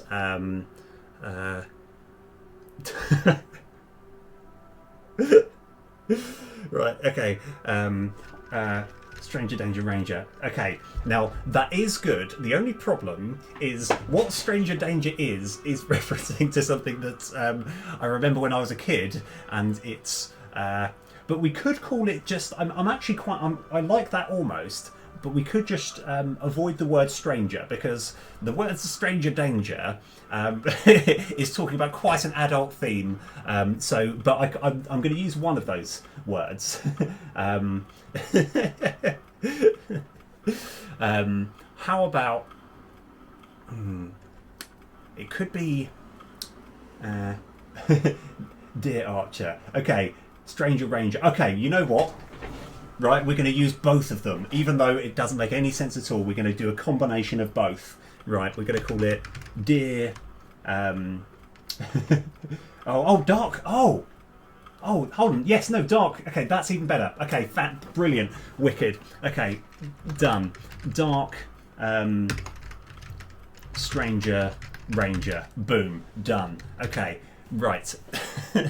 So now we've actually got to put it in. How am I going to do that?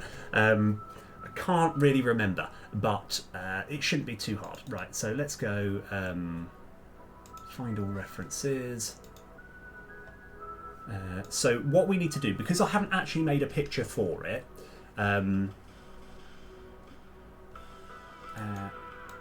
Because that's the thing. I haven't made a picture for it yet. We're just going to borrow the Archer Boys camp. Case construct type dot construct type dot Dark Stranger Ranger. Yeah, perfect name. Love it. We're just going to return construct sprites. The same for that, but I do want to because I kind of want to make all of these pictures just look a little bit better. So we just need to go through all of these. Case construct type dot Dark Stranger Ranger.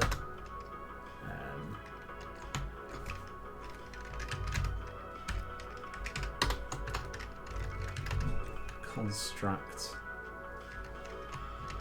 info string equals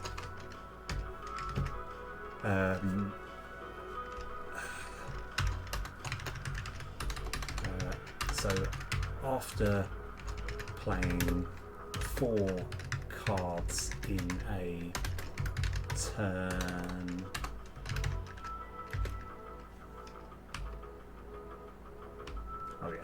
it looks like we're actually giving it the name of what it is as well, which is fine. So, Dark Stranger Ranger. And I've got to make the line breaks. There should be a better way of me doing this, but I'm going to make line breaks everywhere. After playing turn.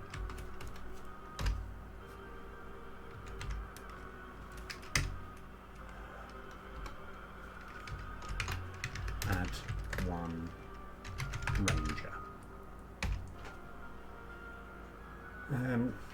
That's fine.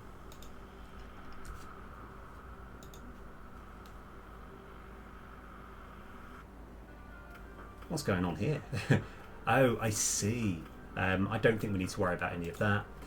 So what I'm actually doing is I'm finding all the times that this one is referenced, and then I'm just kind of changing it. Case, yeah, and I'm just adding the other one, the next one up. So construct type dot Dark Ranger Stranger break. Cause yeah, like oh, I see. This is, we're not actually, in fact, find all references. We're not using this. All right, just get out of here. No, we don't need that. Yeah, we kind of want to, let me just zoom out a little bit. So this whole thing here, we don't actually need this function at all. Find all references, there's none there. It was used earlier, but we don't need it anymore. So we can just get rid of it, like boom, just get rid of it. Let's go. Okay, so now we can put one over here. Let's go zoom back into something that we can actually see. It's actually just easier if I just go Control C, Control V, change that one to Dark Stranger Ranger.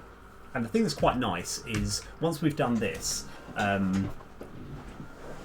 the other ones are going to be a lot easier to do. It's like, this is just like a dry run. It's like, this is all the things that we need to do to add one construct.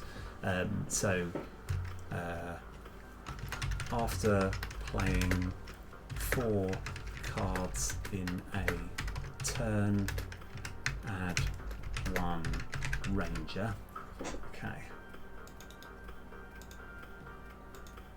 And I think we're almost there. So all we really need to do now is we've got a script, which again, this is oh, that's a pretty good name. Yeah, it's kind of sort of a pop culture reference as well, because you can think of that. So like what I quite like is and it's partly how any games where I've done any sort of any like talking when it actually needs any like audio from me when I need to say something, it's normally I think, okay, what's the first thing that I need to say? All right, okay, let's just stick with it. So it's like in my head I'm thinking Dark Stranger Ranger. It's got no proper reference to anything. People are going to be thinking, why did they call it Dark Stranger? Do you get Dark Rangers? I don't understand. And people will be quite nicely confused, and then there'll only be the small group of people who are in this chat now who will ever actually know why we called it Dark Stranger Ranger. Okay, so we are getting there. What we want to do is, there's a particular script, resources, scripts, which is called delete this script, which is kind of important. Number of cards played this turn. Right. Yeah.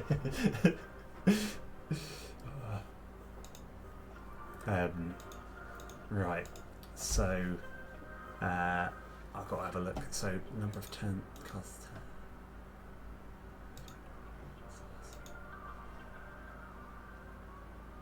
Oh yeah, that's okay.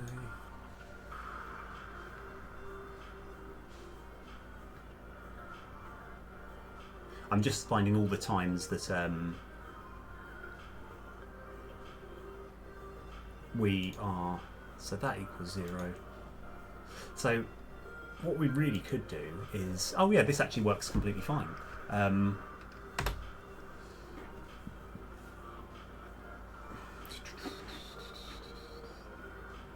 So I think on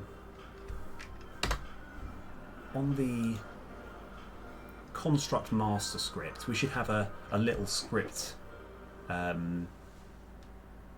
here, instead of like, we have another one here where it basically checks for the number of cards that have been played.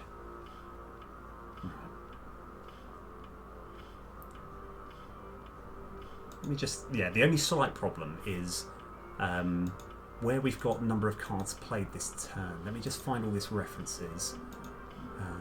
Oh, it's fine. Okay, everything's fine. Because we need to check to see if it's exactly 4, and then we can summon a ranger. So let's go into here. Let's go create this function. So go to definition, Control MO. Let's close that for the time being. Update corn farm. Okay. Public void. We'll have check for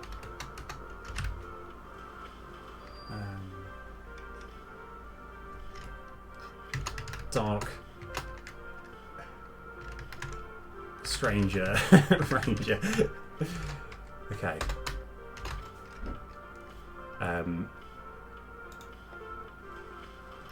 And we can actually use quite a bit of this code.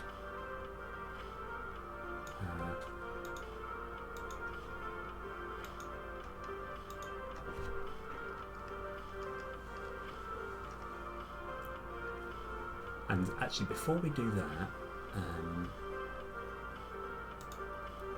we actually want to have here, if number of cards played this turn is equal to 4, then we want to have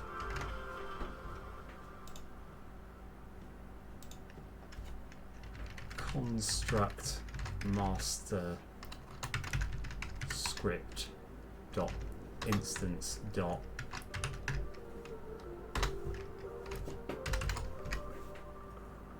we can probably tidy this.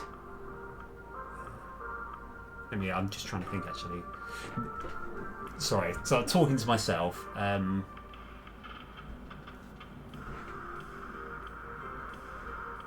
Because I want to make sure that it's not going to interrupt with anything else. That's the slight problem.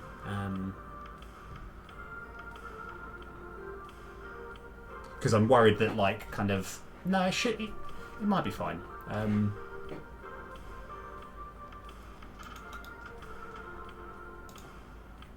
We'll actually change it. Check for...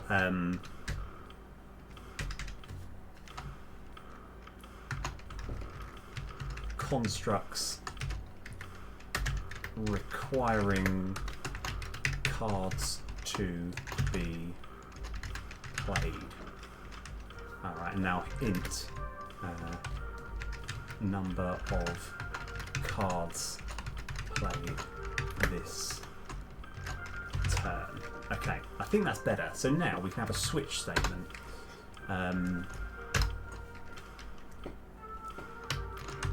Number of cards played this turn. Case 4. And now we want to cycle through, so 4.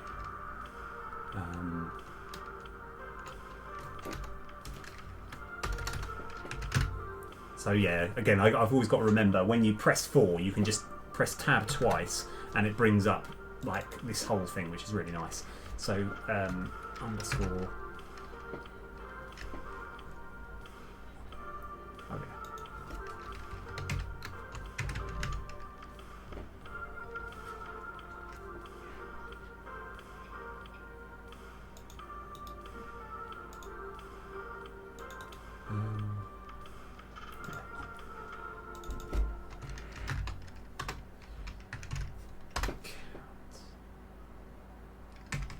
Okay, if underscore construct scripts I dot construct type is equal to construct type dot dark stranger ranger. Right, now I'm going to put a little green thing here.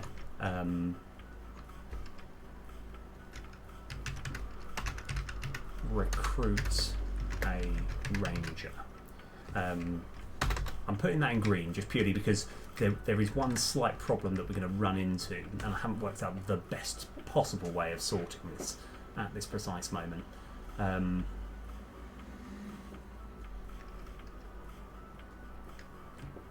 Yeah, I'll deal with this. Yeah, anyway, we can do that. So this is no problem. I'll put a debug.log.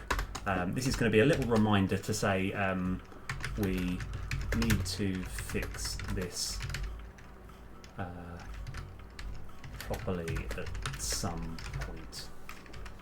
And I just put that right at the top. That's fine. So the reason that like there's a slight problem is because when you're deep into coding, you actually work out of every problem that can possibly happen. And when a ranger gets recruited, there is a period of time where like you see the ranger move over and bounce. Now, what if you were to play 4 cards, then instantly end the turn? Then like there's a chance that while that ranger is moving, the whole actual end of turn phase is happening, and they haven't actually dealt with like how the ranger is going to attack. Like it's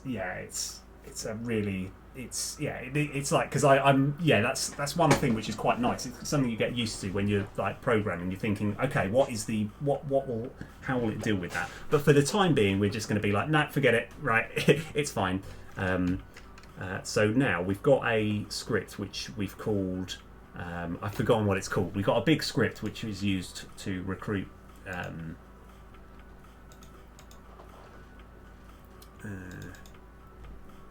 Master.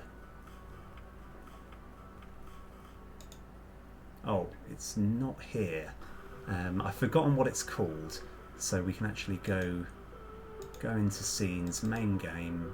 Yeah, we can save that. That's no problem.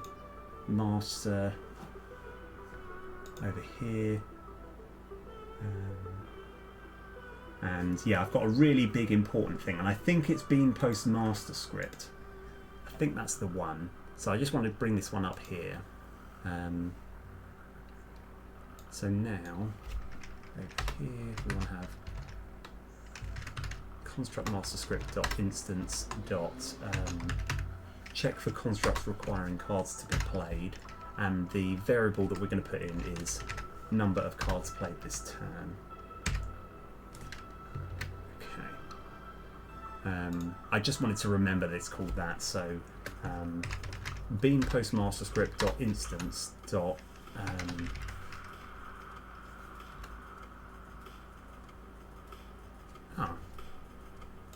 oh, of course, I've got the create boons.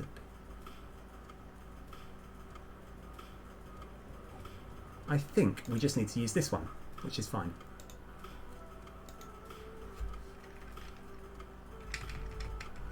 So int number of rangers to recruit equals 0.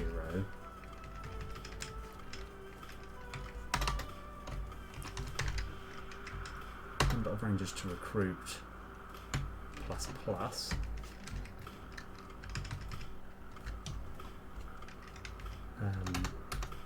Bean post master script dot create beans and move to point. Now the bean unit type dot ranger, and we're going to create number of rangers to recruit. Okay, right. Is that everything we need to do? It is. So the problem that we've got is yeah, like I say, it's the problem that I said earlier. But let's just see if this basic version does work. So, how do we do all this? So I think I've sorted everything. I think everything should work out now. So what we're going to go, in fact, we can just do it straight from here. That's fine. So master game info script. We're going to add a new construct type. Which is going to be Dark Stranger Ranger. And let's go add 3 of them. And for reasons that make a lot of sense, but it doesn't matter too much, these are all true as well. So now, let's see if this works.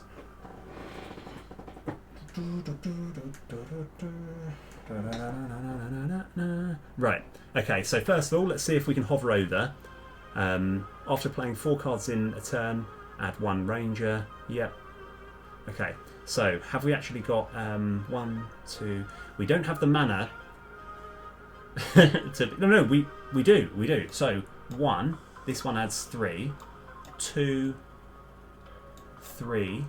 Now, is this going to work? So what we're hoping to happen, right, is when we play this, right, it's going to summon these 2 attackers, which is fine, but also it's going to activate all of these, which are going to summon 3 rangers. So, will this work? Right, come on, I got faith. Oh, yes, it did work. Okay, right, fantastic. So, we're still not completely out of the woods. So, it's... yeah, and I do want to make it clear that it's... that you can't like play. It's not as though if you play another 4 cards, it does. It summons more, but that's fine. Okay, so that did actually work. These bad boys did their job. Everything's wicked. Okay, fantastic. Right, awesome. So now, so what I kind of want to do next, right? So we've got the. What's it called? Right, so we've got another one where you add, where it's after playing 3 cards, you add one armoured attacker and 1 armoured defender. So, like, now that we've done that route, it's quite easy to actually sort this out without too much problem. But here's the big problem.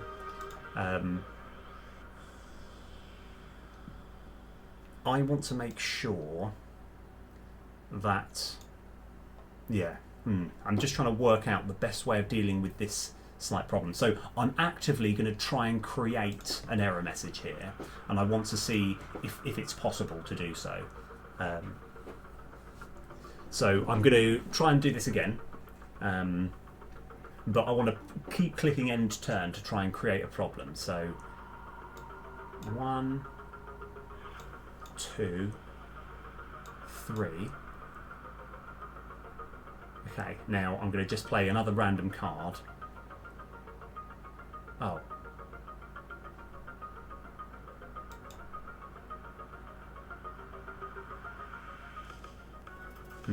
Okay. Yeah, okay. Right, here is the problem. Okay, yeah, it's going to be a little bit trickier. That seemed to work okay, to be fair, but I don't know why it did, because I realised that when we're actually saying this is the number of cards that we've played, okay, I've got a better idea. I've got a better idea, I think. So, yeah, we can still keep a large segment of this code, it's no problem, but I think it should be once any card has been played, we wait until this has been done. So I'm going to actually have a construct master script. Okay, we're going to do create a private I enumerator, which is a coroutine. The advantage of an I enumerator, it means that it doesn't have to do everything instantly. So here it can take some time.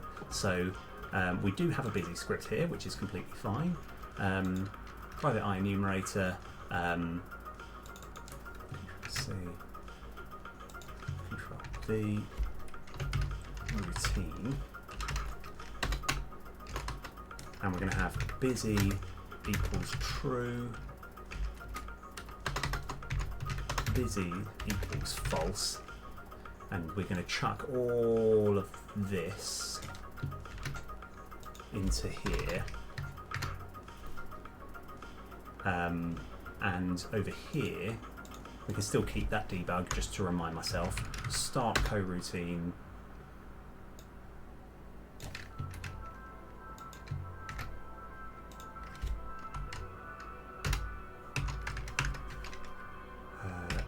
Check for all of that. I know this is quite a long number of cards played this turn. Okay, so and the reason we've got red squiggly is because at the moment we're not actually waiting for anything. So we're just going to create these, and then while being postmaster script dot instance dot busy null.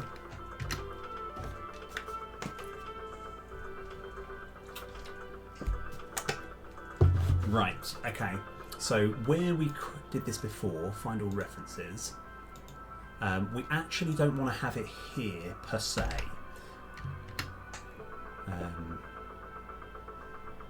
So I'm going to...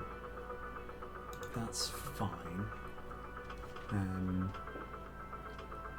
Yeah, it's like, because I'm thinking of problems that will be... Yeah, there'll be a problem down the line. So what's the moment that we actually use this particular function? So find all references.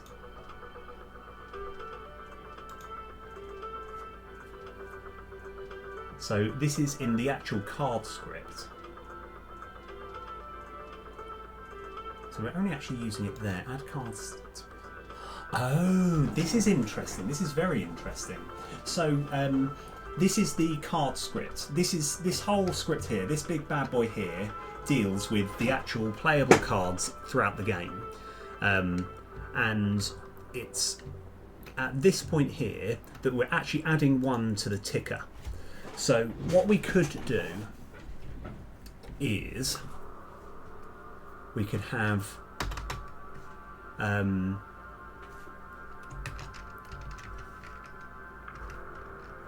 me try and think the best way of doing this.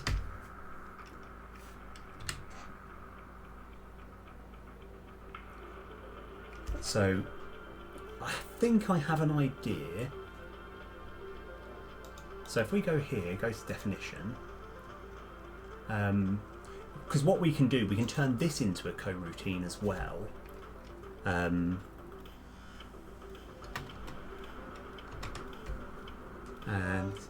oh yeah, sorry, hold the line. I'll be right back. I'm just going to have a quick break. I need to make some coffee, but I'll be literally just back in just a minute or so. Hold on.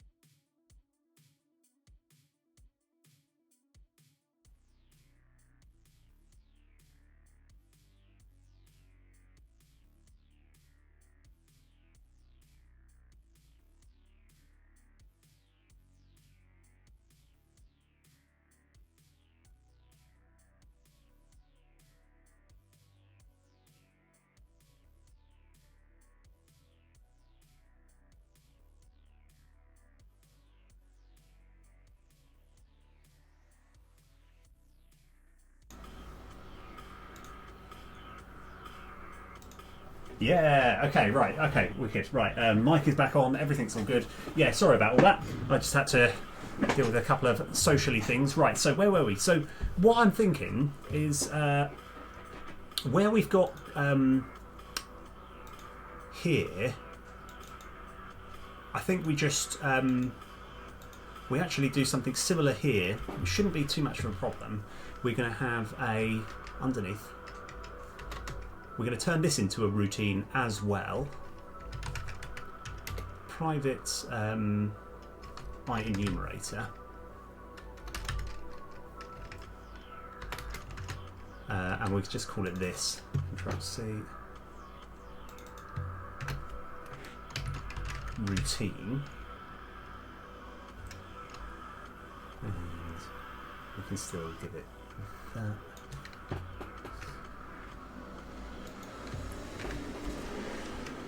In fact, we don't even need that, that's fine.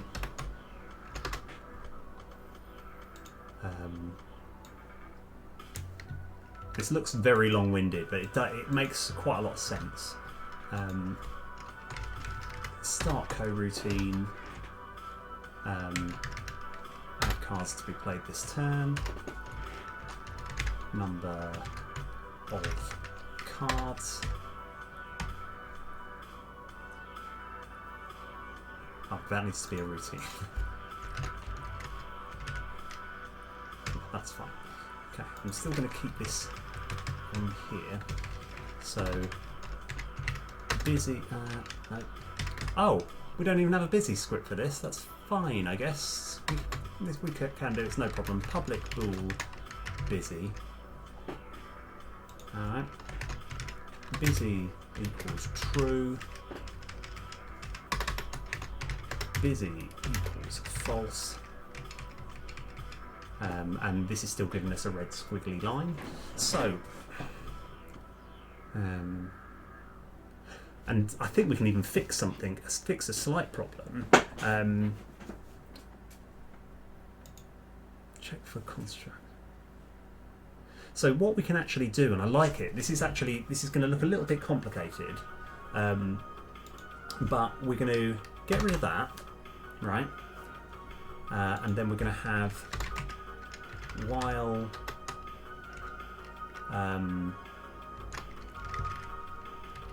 construct master script dot instance dot busy yield return null. Okay, so we're almost on our way. The only thing is where we've got this update cards on corn heart, this one, we can just incorporate this into here. So we kind of want to get rid of this and somehow put this somewhere in here. And another thing before I forget, find all references. So admittedly, the card will check for something and then afterwards, and then it'll actually play the card. So when it comes to the fourth card, you play the fourth card, it will summon the ranger, and then it will actually do the effect of the fourth card, which is no problem. I can't see any problem with that. Right. So what we can do here is while delete the script dot instance dot busy yield return null.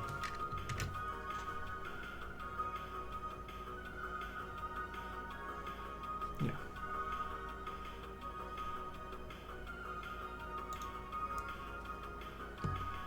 Okay.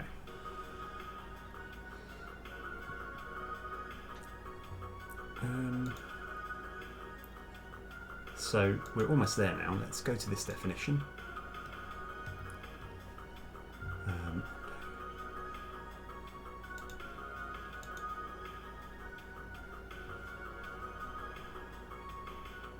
So what we can really do is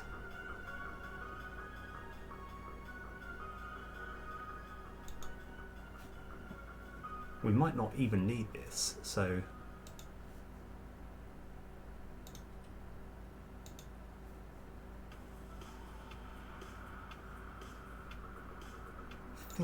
Just go there. So we can actually just copy all of this, Control C.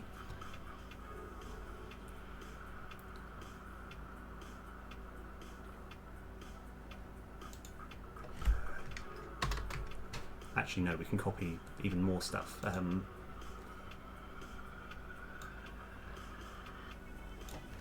C. So we don't even need a separate thing here. We can just have here. Right, is that looking too ugly? Is that okay? So first of all, when we're checking for cards, constructs requiring cards, first of all, we're cycling through. This is basically just doing the corn heart farm thing, right? And if there is an upgrade, then it will do that. And then after it's done all of that, it's then going to check to see if it's specifically card number 4 that's been played this turn.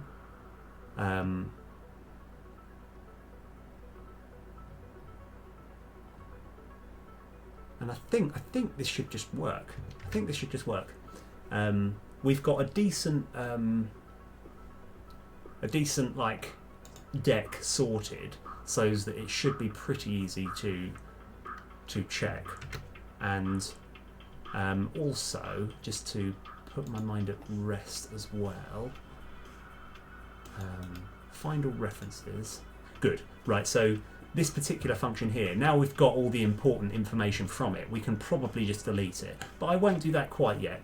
I want to check to see all of this works. So we're going to have a little test to see if the Ranger works and to see if the Corn Heart farm works as well. So, and in an ideal world, I'll set it so that the 25th card is also incidentally the 4th card in the turn. So it can kind of do both of the things at once. Right. But I haven't got a Corn Heart farm, so we need to just put that in. So let's go add 3 of these. Let's actually make life a lot easier on ourselves.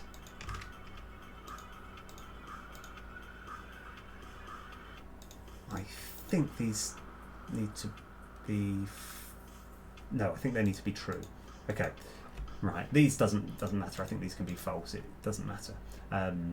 So now we just need to see if everything happens. Right, everything. There's quite a lot hinging on when we play the 4th card right now. Okay. Let's go. Okay, we do have 4. So Inspiring Pot 1, 2, 3. Okay, right. So many things are going to happen when we play this if everything comes to plan. Right, I'll list everything so that so that I know that we're on the right wavelength. Okay, so what's going to happen? Actually, in fact, I'll use this one. So I'm going to play this card. Right, these are in turn all going to sort of disappear, and we're going to get 25 maximum life. So it will be like 75, 100, 125 maximum life total. These are all going to disappear. Then 3 Rangers are going to appear, and then it will do the effect of this card, which will summon 1 of each. So by the end of everything, we're going to have 125 life. This one does 1 of all the 5 beam types, so we're going to have 1 of each type plus another 3 Rangers, so 4 Rangers and 1 of everything else. Right, let's go. Okay. Right, yep, and yep. Okay. Right, let's go. Yes, okay, fantastic. That did literally everything that I wanted in one go. Yes, that is absolutely fantastic. Yes, let's rock. Yes, okay, absolutely fantastic. Exactly what I'm after. Right, okay. Now, yeah. Yeah. Nice. Yeah, cheers, Gliss. Right, that's what we needed. Right, okay. Now, on a nice hot day like this, I want nothing more than a nice hot filter coffee. Sort of victory filter coffee. Right. Okay, that is... oh, sorry, I tell you what, there's a guy called God Varus. Thank you for the follow as well. Rock and roll. Yeah. Okay, right. That's absolutely brilliant. I'm so happy with that. Okay, right. Okay, big talk. Big talk. We're going to make another construct, and we need to come up with a good name for it. And I might need your help. So what this is going to do, I'm going to sort of working down this list. So this is after you play 3 cards in a turn, add an attacker and a defender. Okay, so it's got to be something that, and I don't mind giving it a name as well. It can be like, so it doesn't attack and defender after you play 3 cards. And what I can actually work on, I can do a placeholder name, and then we can change it afterwards. But yeah, so right, I tell you what. Let's see. It's currently 16:28 on my clock. I am going to see if by I reckon 17 minutes, so 16:45, I can get this into Stranger Granger. Yes. Why? It doesn't matter. I'm on board with it. Okay. Yes. Okay. Done. Stranger Granger it is. Right. Right. Yes. Okay. So what we actually can do. Let's go. If we go into Master Script and here, Dark Stranger Ranger. Let's go find all these references. It looks like there's only 4. This shouldn't take too long. So let's just go one at a time. Case. You know what? Okay, I'm gonna go properly balls deep here. I'm gonna say I can get it done by 16:38. Right. I kind of so that gives me 9 minutes. Okay. Right. Let's go. Construct type dot what do we call it? Stranger Granger. Stranger Granger. We're going to return construct sprites. We'll make it the same picture as Chip's combat barracks, so that'll be number 2. Oh, we haven't even put it in the thing yet. Stranger Granger.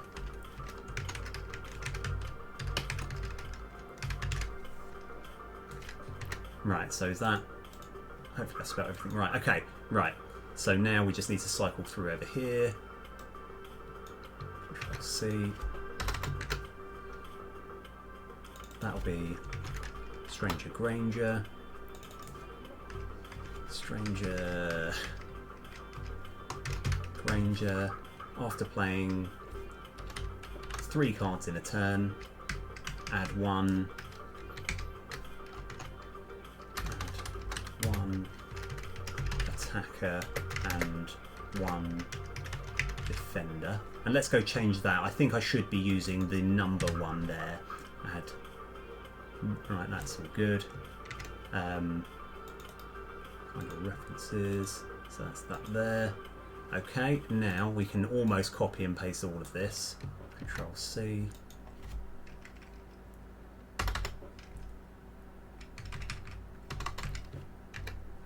Case 3.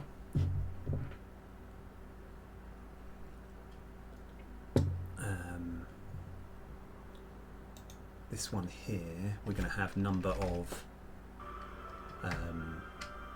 attackers and defenders. Attackers and defenders to recruit. Control C, Control V. Now, I'm going to have a quick look because there might be a bit of code that. Let me have a. There's something where, like, I think I might be able to, like, essentially recruit, like, different, like, I might have a bit of code here somewhere on this script where you can create multiple.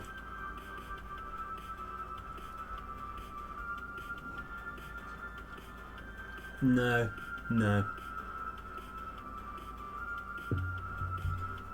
I there's one little thing that I want to check before we continue going. We're on a good roll. We might get some error messages here because I haven't fixed everything up. No, maybe not. Okay. It will be.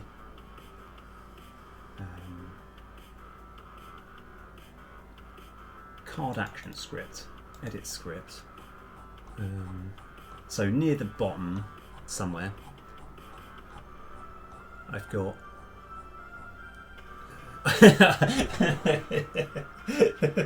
Okay. All right. Fair enough. So I actually thought I did have a bit of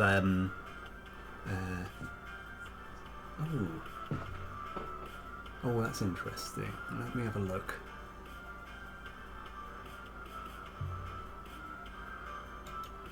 Yeah, I think that should. Sorry, I'm just having a quick.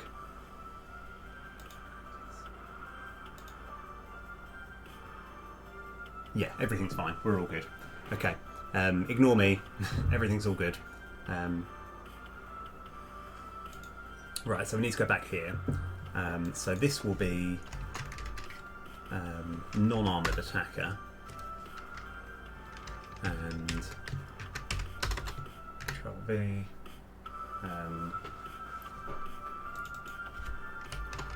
Non-armoured defender.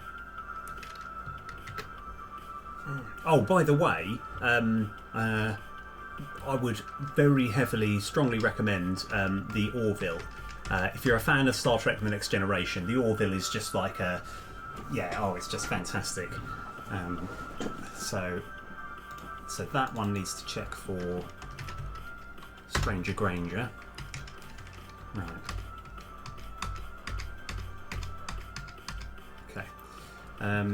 Right, so how are we doing now? I think we're looking pretty good.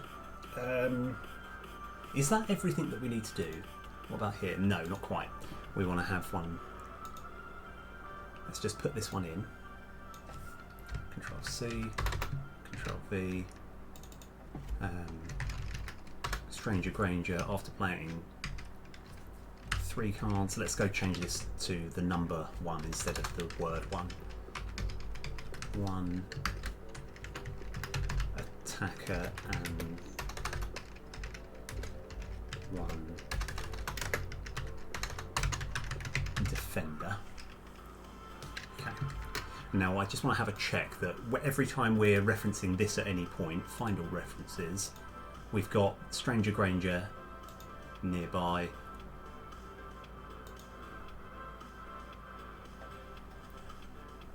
That's fine. Okay. Right, now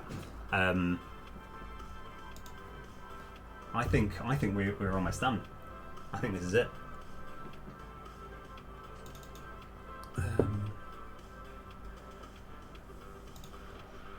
Okay. And like I say, I need to have pictures eventually. But yeah, because at the moment we're just using old ones. So everything's working, I just haven't actually set it up. So let's go. Let's get rid of some of these.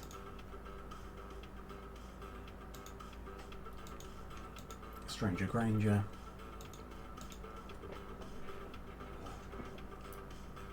And I think there might be, it would be pretty cool to have like another card that's, so now these cards here, after playing 3 cards in a turn, add 1 attacker and 1 defender. So, and I'm actually going to use Angry Chuck to see if it works with Angry Chuck as well. So 1, 2, okay, and we're going to do Inspiring Pot. So what we're hoping to happen is we're going to summon 3 attackers and 3 defenders, but the 3 attackers are actually going to have an extra 2. So it should, after playing this, we're going to have 5 attackers and 3 defenders. Right. Okay, no it didn't, but that's okay. I think I know why. It's easy to fix. It's easy to fix. Let me just check something very quickly. No, yeah. Like, because I quite like the idea that it stacks with that it stacks with Angry Chuck. So we can actually just do where were we? This is the problem with having loads of tabs open. You kind of forget where you are. I think it's card script. It's not card script. I think it's here.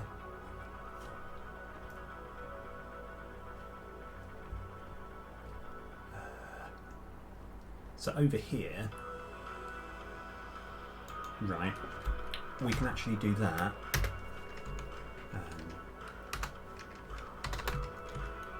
Int number of attackers equals that plus totem master script.instance.get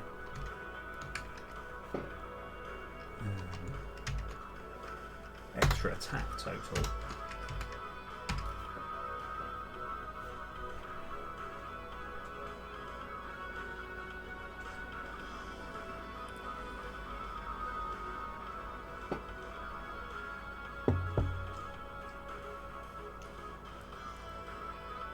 So I think that should be okay. Let me just go into this, go to definition.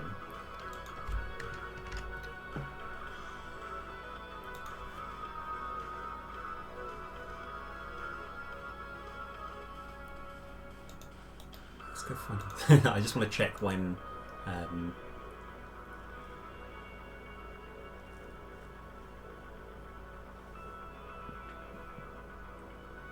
okay, yeah, so this is where it gets a little bit complicated because I've got another thing which, and I can't even remember exactly how it works, that is, oh yeah. So what we kind of want to do actually instead is we will kind of want to get access to here.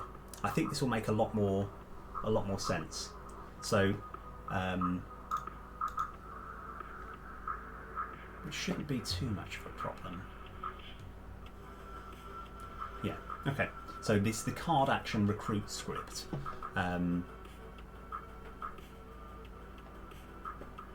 Right, don't worry, this will all make sense in a little while.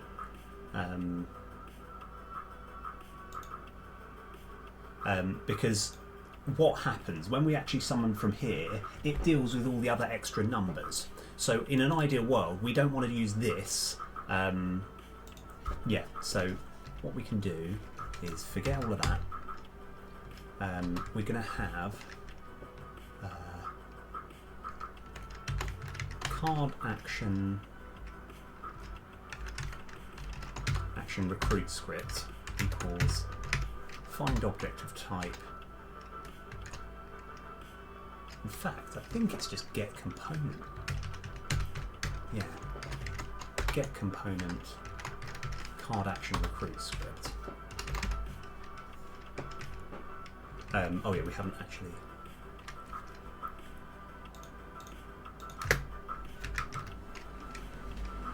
We'll call it card action. That's fine. Okay. And then instead of any of this, we just have card action dot summon attackers.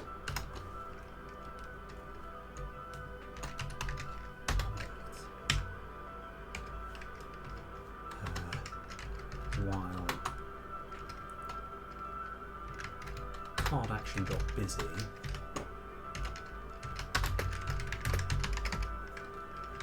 for the record, I know that I might be breaching my time that I thought I was going to do, that it's going to take, but I think I'm making a good improvement overall.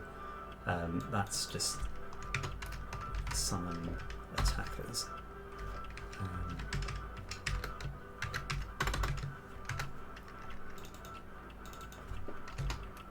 Let's go. Summon defenders.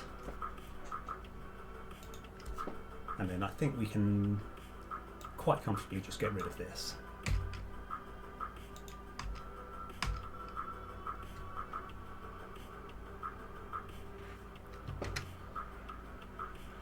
And I want to have an if statement. If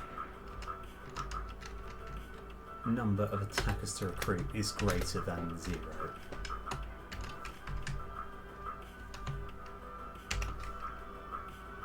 Then do that.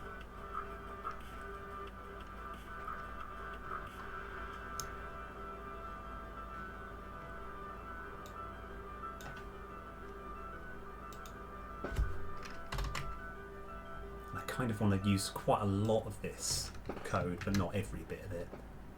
Over here. So we'll get some red squiggly lines. That's number of rangers to recruit. That'll be summon rangers.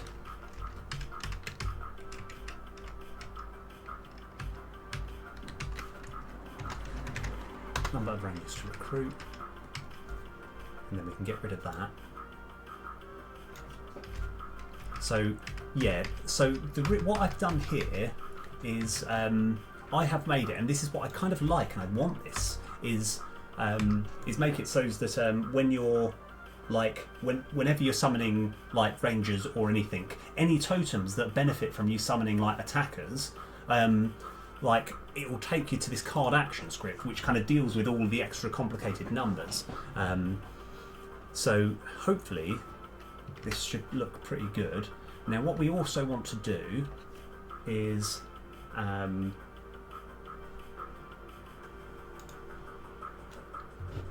right, that's good. So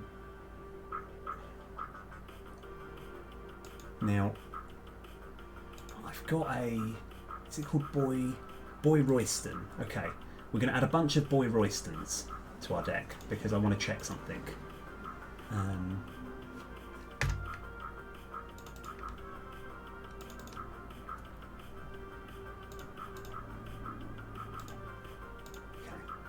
that's fine. Okay, right, why have we done all this? Right, I'll explain.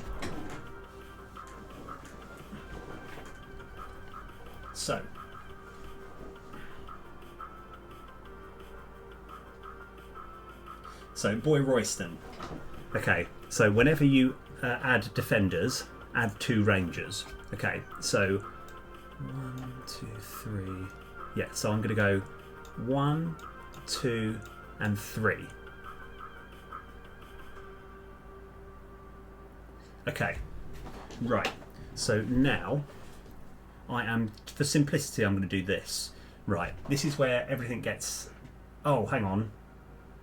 I've actually already tested it and it works. I was kind of jumping the gun slightly. Has it worked as well? Yes, okay, everything has actually worked exactly how I intended and it's great. So what Boy Royston does, it means whenever you recruit any defenders, you also recruit 2 rangers. Now you can see 3 of them here, and so in theory there should be 6 rangers, but that effect occurs before the effect of the card happens. So so this is actually, I'm completely fine with this outcome.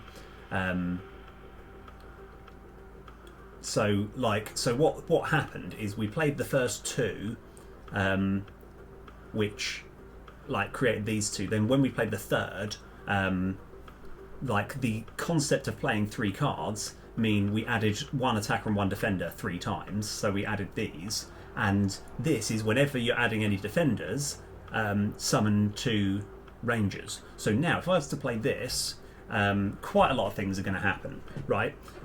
So we are, let me sort of do the math. So we play this, and it will trigger it being the 4th card, so we've got 3 of these, so 3 rangers will recruit. And then the effect of this card will give us 5 defenders, and these bad boys mean whenever we're recruiting defenders, we recruit 2 rangers. So in essence, we're going to have 4 rangers at the moment, plus 3, plus another 6, which is 13. So we should have 13 rangers after we're playing this in total. Yes, okay, it did work. The maths works. Everything's good. We can relax. Okay, right, sweet. Okay, right, nice. And you could argue this is looking a little bit overpowered, and it's true. But I mean, the fact that these are fully upgraded, you know, like the idea, I want people to really want to upgrade their cards, because overall, upgrading cards in this game is a really big plus. So you really want to upgrade. So.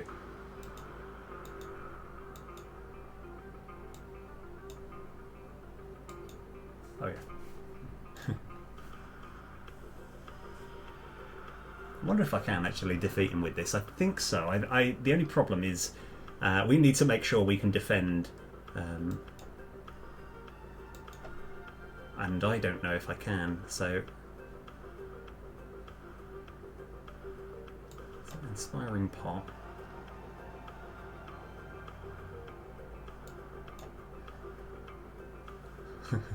Okay. Now, unfortunately, it looks like we can't build up quite enough defence. We've got 17. This one will give us an extra... Oh no, maybe we do. Okay, we're up to 19, but we can't actually get any more. No! Ah, oh, okay. Alright.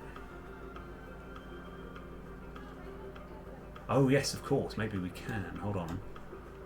I forgot that playing this means that you draw a card as well. So we do, we have enough, we can survive the first attack. Okay, right, let's go. So this is a serious amount of damage. Bang. Now I think we just kill him. The Rangers are up to 85, and then we just kill him. And we could just, yeah. 1, 2...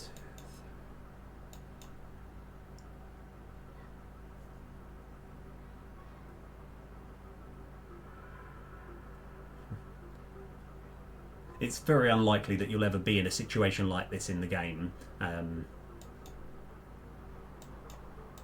Yeah. But this is like more like when you can get a properly like ridiculous composition.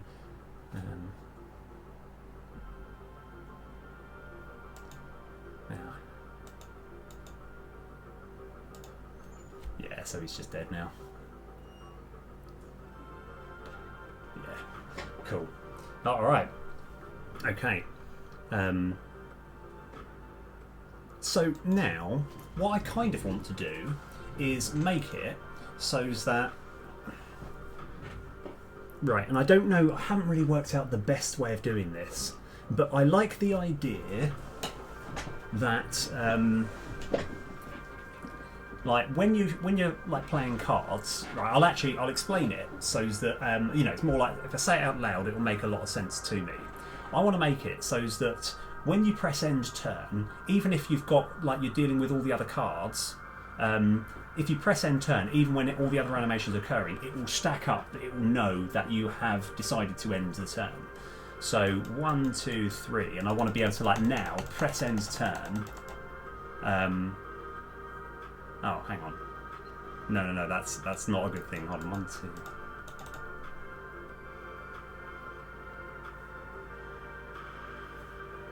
Ah, okay. Right, at the moment it's almost allowing you to click it whilst you're animating the cards. So that's no problem though. Let's see what we can do. I think I know the problem that we've got. So in our card script,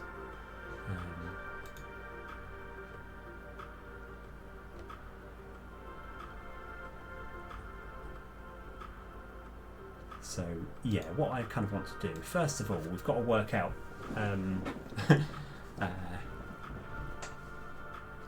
exactly. Oh no.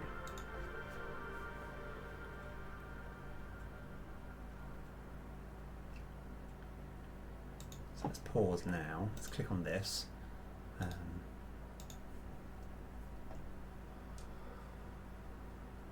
Oh, okay. So for whatever's making this busy script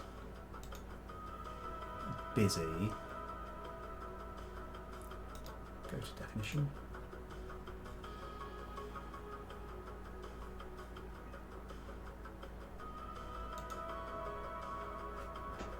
Okay, so I've got, this is going to be a bit of a bold thing to do, but I think this might, yeah. So like, so this I've got this whole script here that's called the busy script. Now, the purpose of this is to is to know when something is happening, and so what we've got is we've got this busy routine. So it's while it's busying, it's setting a boolean called busy, right? And it's working out if any of these are busy, then then it counts as being busy. And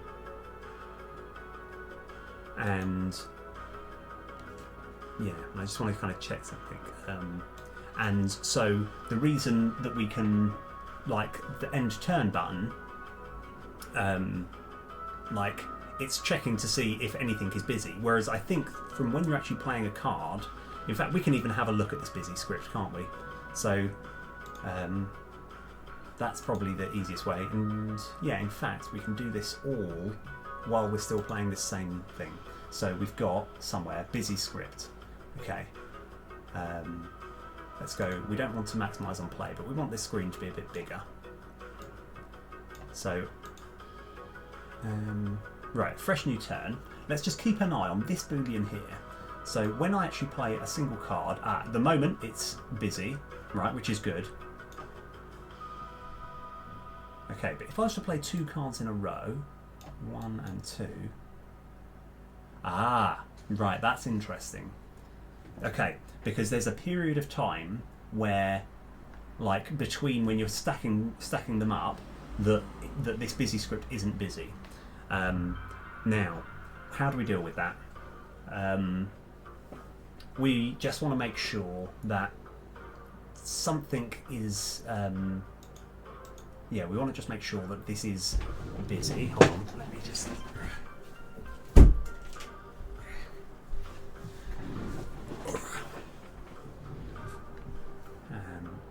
So, yeah. So we just want to make sure that somehow, just even in the mid-time while things are being queued up, it's still considered busy. So maybe in the card action script.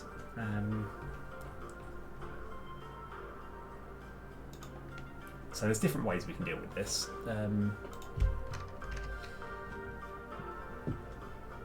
So perform card action.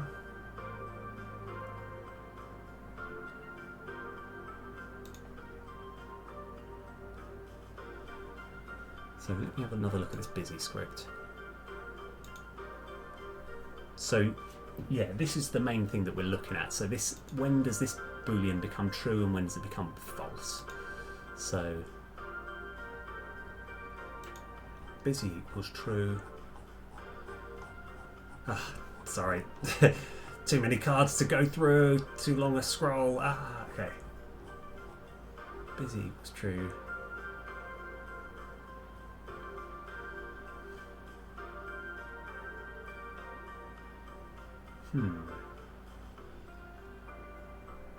Let's go find all the references from here. Find all references.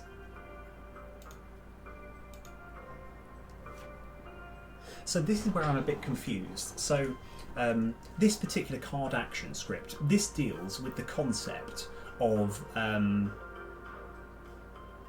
like when you stack multiple cards together, it will remain like, it will kind of like know, it will add it to the list and then activate. And I'm just trying to work out exactly why. So let's try and sort of zero in on the exact bit, because provided this is true the whole time that cards are being played, everything kind of works itself out. But I don't think that is the case. So let's go into card action script. We're keeping an eye on this one this time. We're going to play. The cards being activated doesn't matter too much. That's not anything. We don't need to worry about that. This is the thing that we're looking at. So I'm going to play two cards at the same time. Let's go 1 and 2.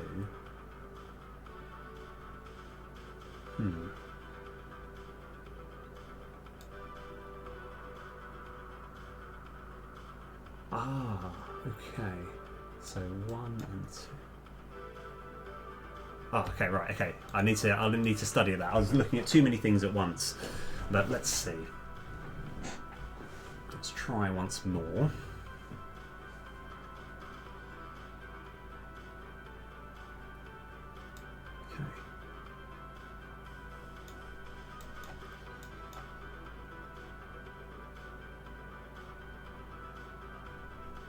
Okay. Right. So it is getting false at the wrong time.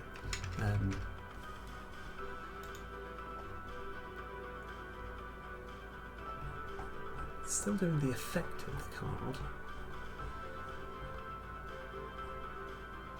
And part of me...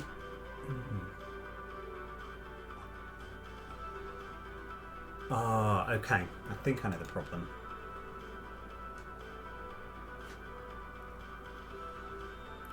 Yeah, okay. I know the problem, but I haven't worked out exactly how to fix it. Because the problem with the card action script is there's some cards that essentially they do their effect almost straight away. And I can still do a little bit of experimentation as to to get this sort of fixed, I suppose. Right. So if we play Inspiring Pot, this is the...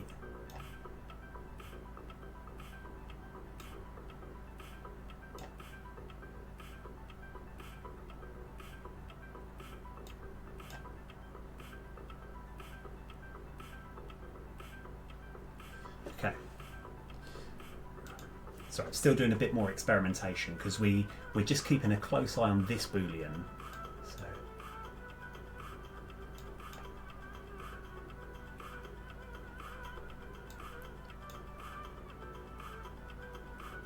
Ah, that might be where the problem lies. Okay, I think we might have spotted it. Maybe, or maybe not.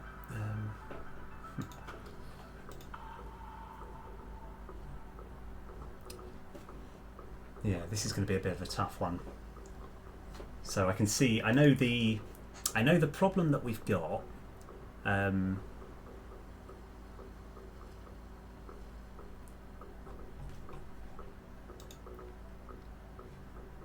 Yeah, okay, yeah, I know the problem.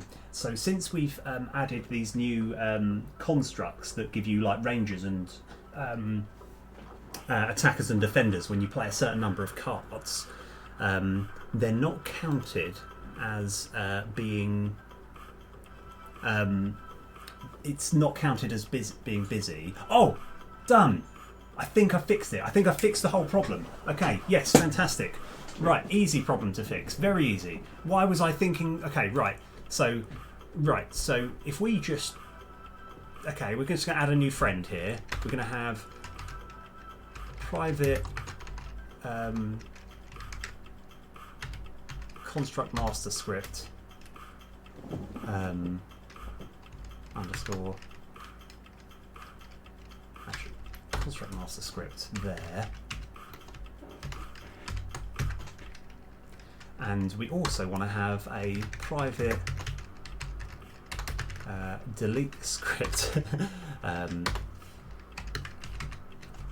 over there. Right, easy. Okay, and we want to, when we're setting this up, we want to have a construct master script, delete this script, delete this script. God, this looks a little ugly, doesn't it? Now let's find the point in which this is being called. Find all references. Let's go over here. Set up. We need to have main game master. Yeah, this will just be get component.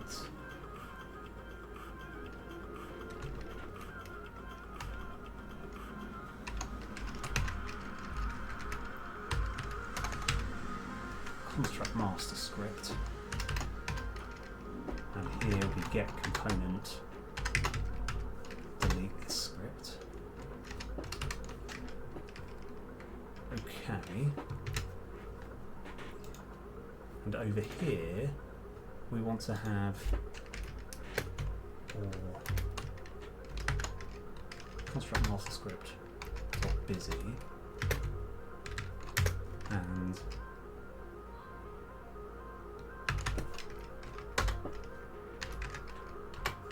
okay, so what have I just done here? So this busy script is essentially, it's used for multiple things, but it's the thing that stops you pressing end turn while other things are happening. And like, so you want to make sure that when you're playing like a bunch of cards and everything, you can't press end turn because it will cause a problem, because there's still a bunch of things stacked up, and then it'll end turn, so it's going to do all the end turn, and everything's going to look ugly and horrible. So I want to make sure that, like, while you're having loads of cards queued up and stacked up, you can't press end turn. While, you know, it has to wait. You have to wait until all the cards are like done with.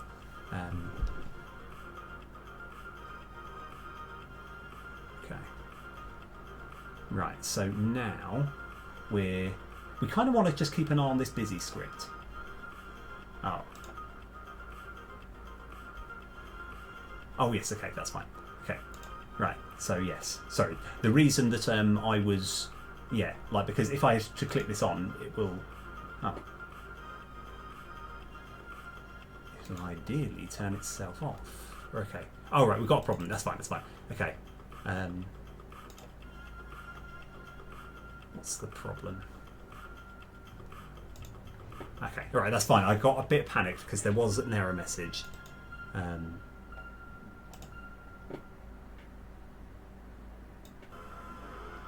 Right.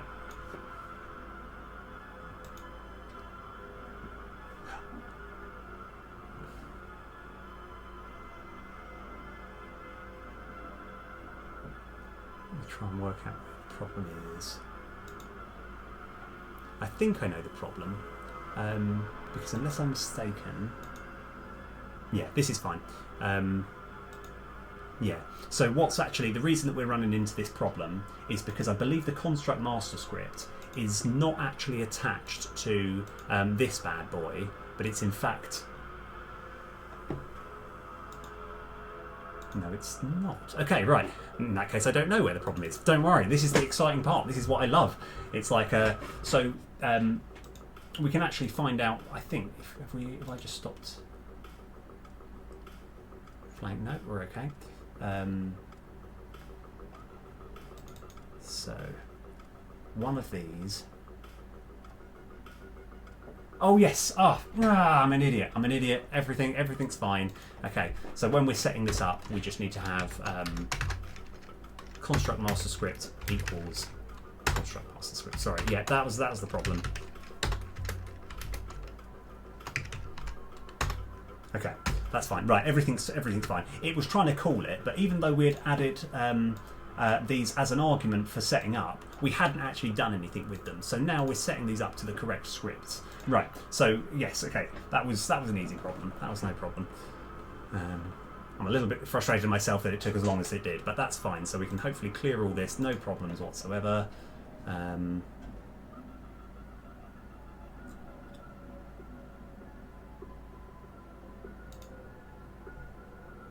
So busy script. Right. So now my plan is I want to play a bunch of cards, and we're going to keep really heavily focused on this to see if this remains ticked up until the last card has been finished. So 1, 2, 3, 4, 5.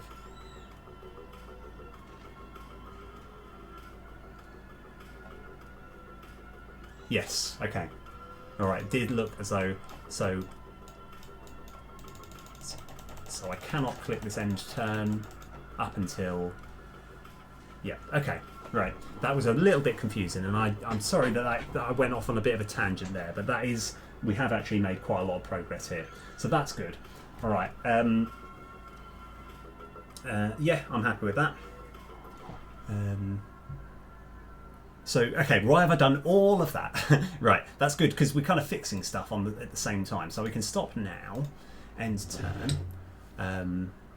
Now, what I kind of like is, so what we need to do. I'm scrolling through this far too much. Okay, so what we kind of want to do is we want to make sure. So when you've played several cards, you can still press the end turn button, and it will still play the rest of the cards that you've got stacked up. But it will then end the turn straight away afterwards. Because I know that, especially with Hearthstone, and maybe with Slay the Spire as well, it does happen a few times when you're like, well, I want to play this and this, and then end turn. And it will know that it's like, once you have, it will end your turn as soon as you've played all of those cards. And that's what we're kind of working for at the moment. So, perform card action. Find all references. Oh yeah. I guess we don't really need this anymore. I think this is old stuff. This will.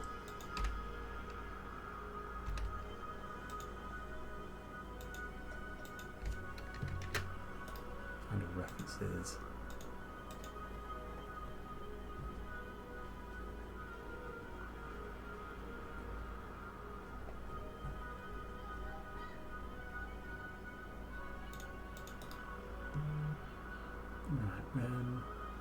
Find all references.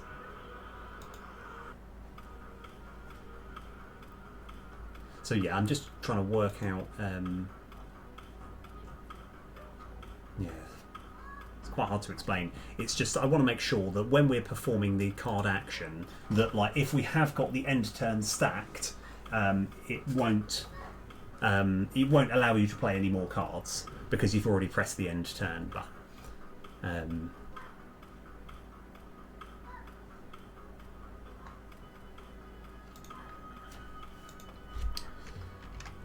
But I might be making this a bit more confusing. Find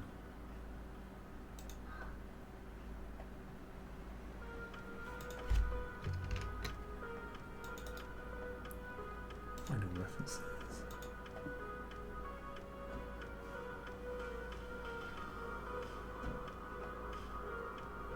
Oh yes, okay, yeah, that's fine. This is from, I think, Grave Carvor, which is... find all references. Yeah, so Grave Carvor enables you to play cards from your discard pile. That's okay. Right, so...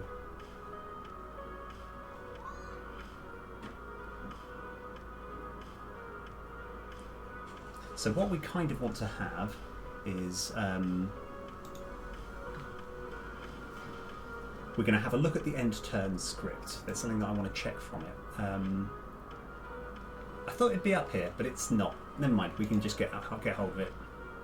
So we're going to have a look at the end turn script, and we're just going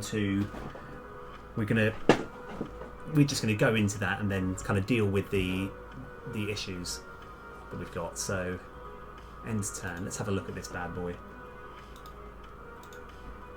Oh, it was there. It was there the whole time. Okay.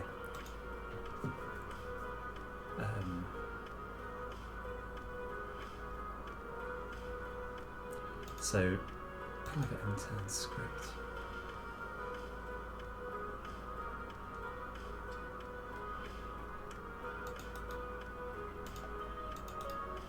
Let's go into here. First of all, let's close all this. Close all but this.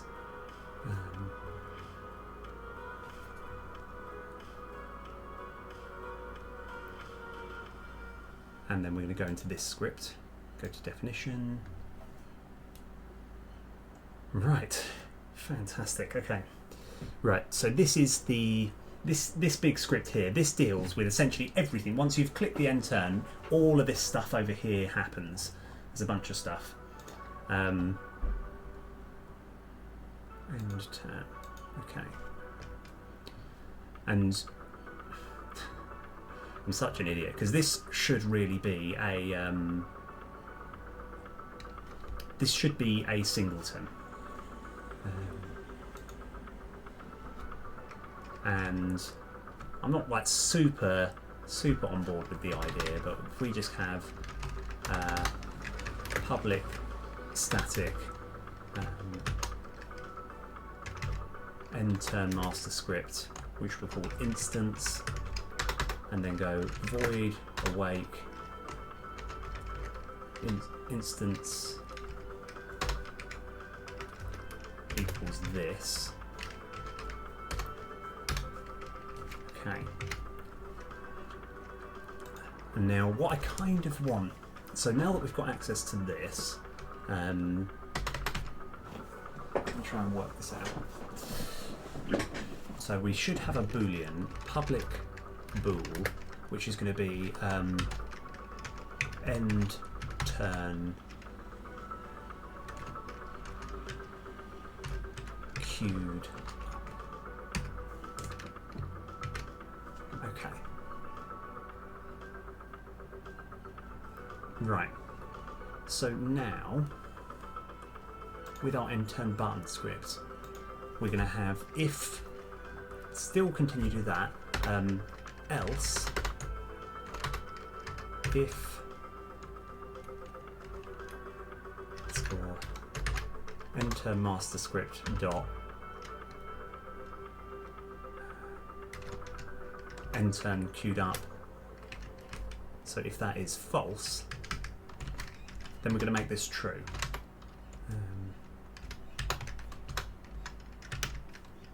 End turn queued up equals true. Now, why have we got all of this? Because we want to make sure that when we're actually, so that we can't play cards when this is true.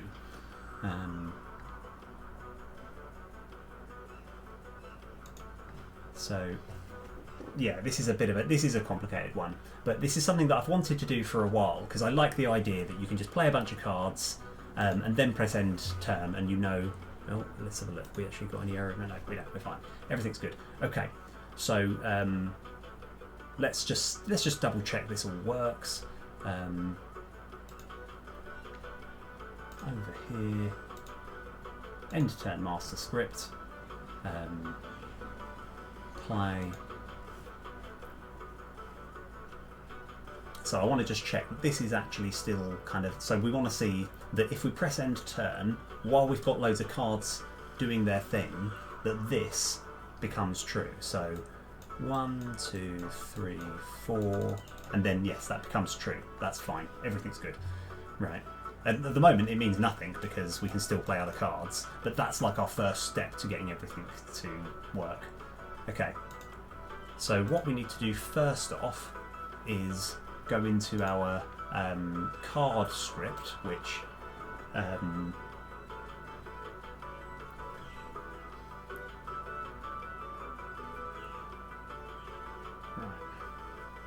because we can fix some other things as well. So here's another thing that I want to fix, and I think we can actually show it this time. So I'm going to go 1, 2, 3, 4. Right. Now I've only got 1 mana left, so if I try to play this, it will just return to my hand. But what I quite like, I like the idea that even if I just try to play it, right, as soon as it goes up to a certain height, it instantly leaves my hand and goes back in. So, you know, because at the moment, the fact that it's all sparkling implies that it's like, oh, I can play it, but I don't have enough mana. Whereas I kind of want to make it that if you just drag it up to a certain height, it just is like a nope, you can't play it. So that's what we're going to work on first. And then, I mean, the reason that we're doing that is because that will help with the end turn being queued up problem. So we're sorting out multiple problems at once, essentially. So let's go edit this script. I'm going to unplay that. I know, I'm kind of working on a bit of a weird, you know, I was thinking I was going to do constructs, and I've sorted out a good few constructs, I've done a lot, but now I've realised that I really do want to sort out this end turn thing. So, drag card. So I still want you to, yeah, I love it, absolutely love it. Yeah, really, really good idea. Thoroughly enjoy the idea. That's absolutely fantastic, and yes, I'm completely on board with that. Yeah, I can make it. I could just make it red.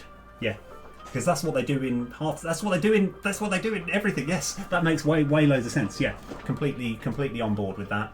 It sounds absolutely fantastic. I'm going to fix this original problem, but like, as in, it'll be easy to fix that whilst. Yeah, that's absolutely good thinking, man. Yeah, cheers. Right. Like, yeah, that will take a little while to actually fix, but that's, I don't think there's going to be any hard steps. It's just quite a lot of steps to do that, because you need to make sure whenever you play a card or whenever the mana cost changes, it does that. Yeah. Oh yeah. Yeah, no, that's true actually. Like, yeah. At the moment, like, and you've probably noticed so far in the game, I literally have no sound. I haven't even dealt with the concept of sound yet. That's one of those things where it's like, I'm going to have a big day where I just realise, oh, everything needs sounds for everything. So when it comes to actually putting sounds in, I'm going to worry about that a bit later. Right. So what's the exact?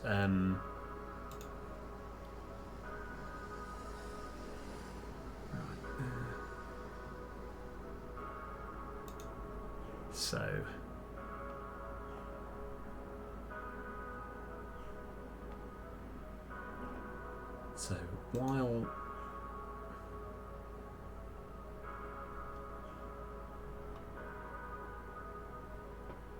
yeah, okay.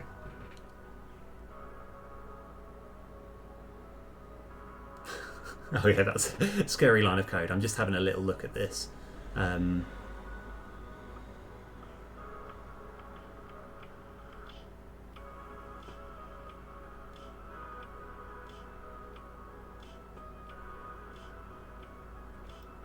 So I think we can have it something like here. This is going to be now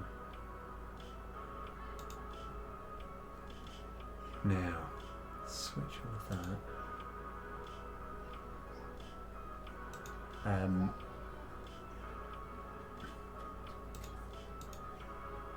So I think at this point here, right now this is, I'm going to put a bit of a green code here, because there's what we kind of want to do. We want to check if you have enough mana. So if now, how do we actually get hold of the mana cost? I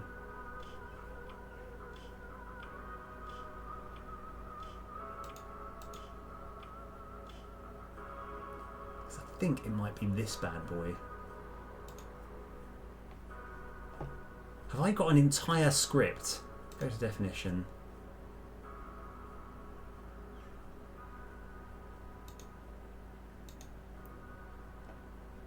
Oh, no, okay. So the mana script is actually the thing that deals with mana altogether.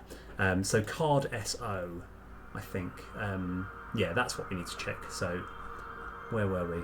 Check if you have enough money. So if card SO dot mana cost is greater than underscore mana script dot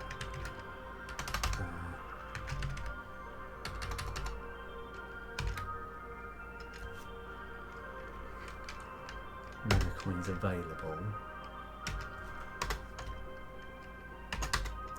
I'm going to have just a little debug.log saying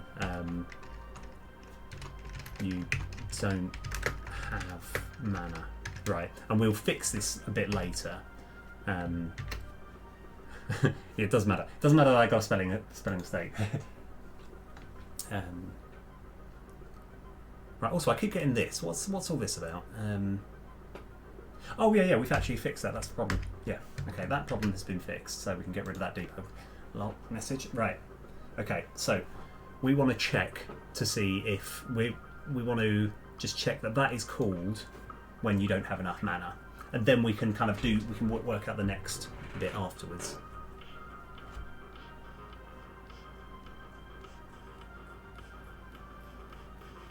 So, right, 1, 2, 3, 4.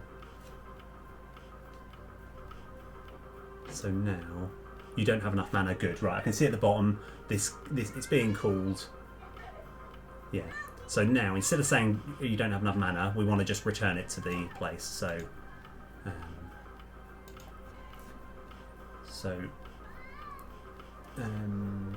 over here.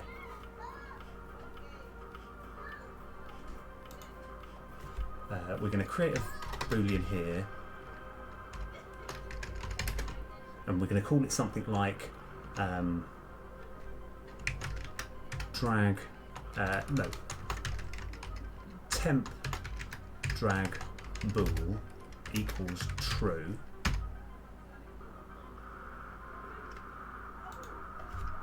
comma oh no, we want that just here, sorry, temp drag bool equals true, and we're going to have while input.get mouse button and temp drag bool, and now we could actually have it either. In fact, yeah, all we need is to have temp drag bool equals false, and I don't think it does too much harm to have it here as well, and then we can actually also else do all of that. Okay, right, so in fact, yeah, let's just stick with that for the time being. So let's see how this works at the moment. Because what essentially we're looking to do is have or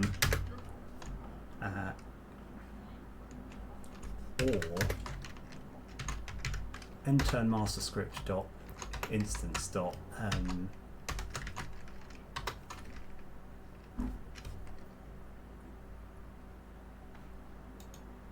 yeah, so I mean that literally this might be just the fix. This might just simply work, but let's have a little test. Oh, fair enough. Yeah, rock and roll, Gliss. Absolutely. Yeah, awesome having you on the stream. Awesome as always. Yeah, have a cool evening tonight as well. Yeah. Right. So. So first of all, we want to make sure that we're in a situation where we've got too much mana. So 1, 2, 3, and 4. We don't need these anymore. These are just kind of anyway. We don't have enough mana, so I can drag up this much, this much, this much, and then it goes back. Okay, which is fine. Yeah, that's kind of what I want. Yeah.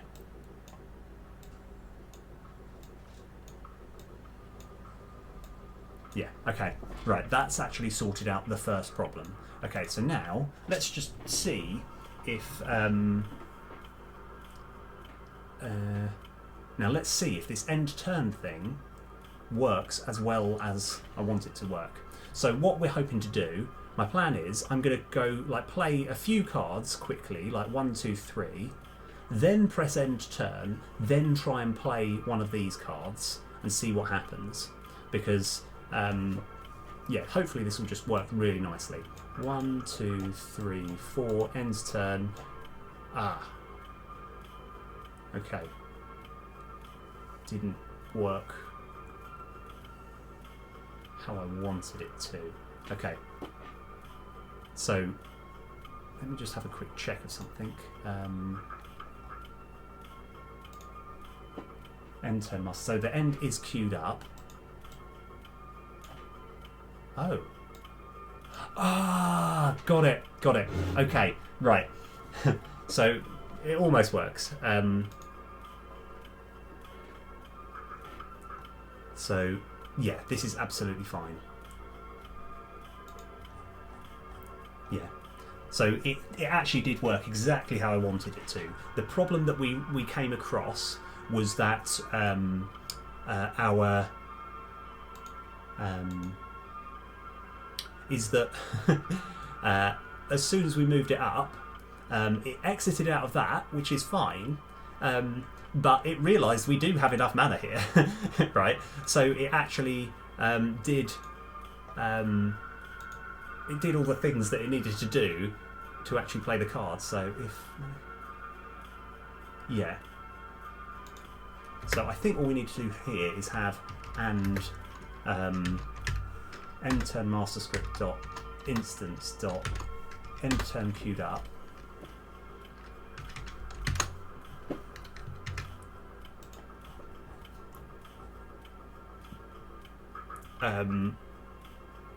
Yeah, so I'll quickly, sorry, I'm maybe saying this out loud to myself. So there's quite a lot going on when we're dragging a card. So all of this is just essentially sorting out the colour, so it kind of becomes transparent and sparkly when you move it up.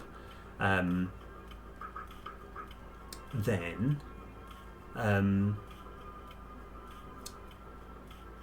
then we want to have it so that when like the end turn has been queued up, like it will just cancel whatever you've got dragged and then it will move it back. Okay, so so I think we should be okay. So I think this might have just fixed it, because I just like the idea that you can like stack up a bunch of stack up a bunch of cards, but then press end turn and know that you can't play any more cards afterwards. So I think we might have fixed it. Right, so 1, 2, 3, 4. We can't play that. Oh, we can't play that for 2 reasons. Oh yes, but everything's still all good. Right. So the reason we can't play that is for 2 separate reasons, which is kind of annoying. Because one, because we've got the end turn queued up, but secondly, because we didn't have enough mana. So I kind of want to just test with something else. I want to test that we do have enough mana and that it still doesn't allow us to play the card. So let's go 1, 2 end turn. So now I do have enough mana to play these cards, but it won't let me because the end turn has been queued up. Right, that's good. Right, now that we've got that, now we need the card action script. Right, now if this was I'm trying to think, was it what show was it that was iconic for having a sort of symbol? Like, I think it might have been Batman, where it goes right.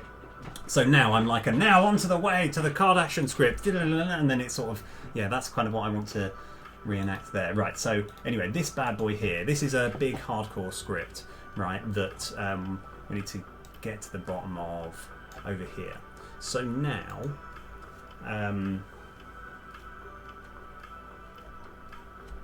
what we are going to do is, so if there's cards that still need to be done, it's definitely going to do that.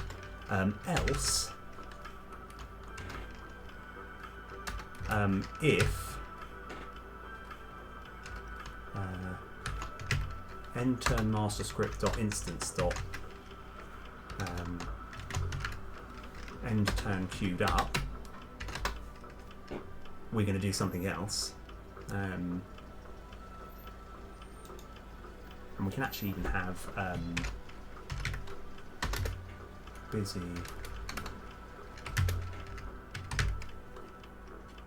equals false. Now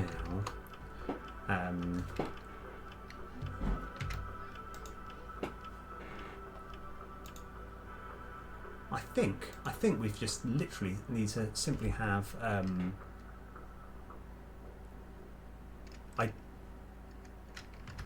just going to experiment with something while busy script dot instance dot busy will return null, and then endTurn master script dot instance dot endTurn. So I think this might just work. Okay, let's give this a try.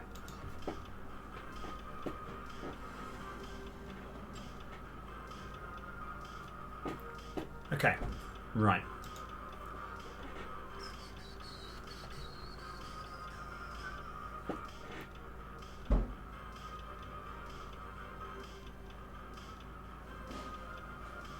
Okay, so 1, 2, 3. So it's actually, yeah, it's done absolutely fine. Right, but we're still going to try. We're trying to create an error message, which is what you really should be doing. So I'm going 1.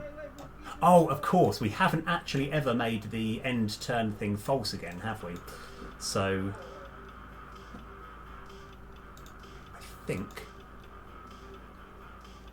I think we just need to have go to definition here. We just simply make end turn queued up equals false. So it's always going to become false no matter what. Yeah, so the reason we can't play any cards the next turn is because this thing is still true. I've got no point at which it's doing that. How? Yeah. The thing that I want to still be cautious of is that I still can't play any cards because, like I say, looking to try and create an error message, you've got to be sort of rigid. You've got to think like, yeah. So right. So 1, 2, 3, 4, 5. Okay. Damn! I should have left a card in to try and check that it's working. But right. Okay. 1, 2, 3, 4. End turn. Now, come on, play. It won't let me play, which is fine. Ah. But the turn hasn't ended, which is fine. So let's actually try and work out. Let's try and work out why that is the case. No error message. End turn is queued up. Busy script is busy. We've just got to work out why the end turn routine didn't happen.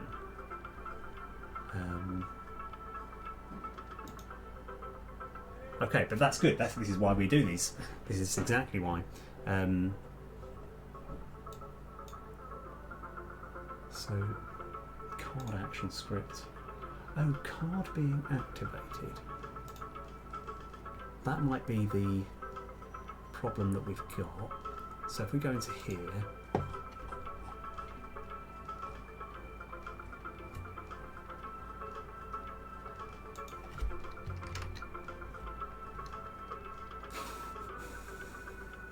oh no, I'm looking at the wrong thing. We want the card action script. Maybe this thing needs to be false as well. The card's being activated. So find all references.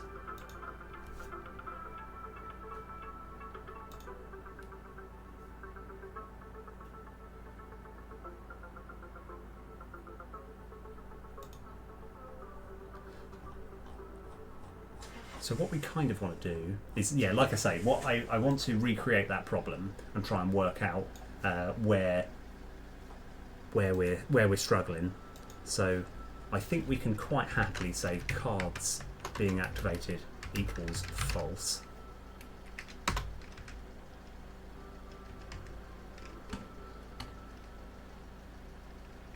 And then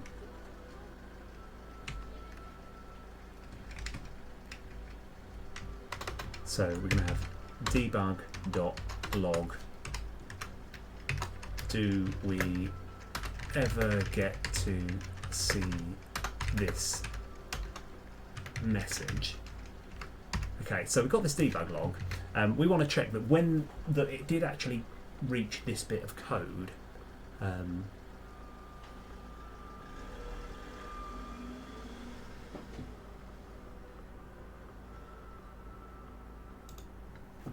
Yeah, this is an interesting problem. There's going to be quite a few different things that we need to explore to see if this actually works.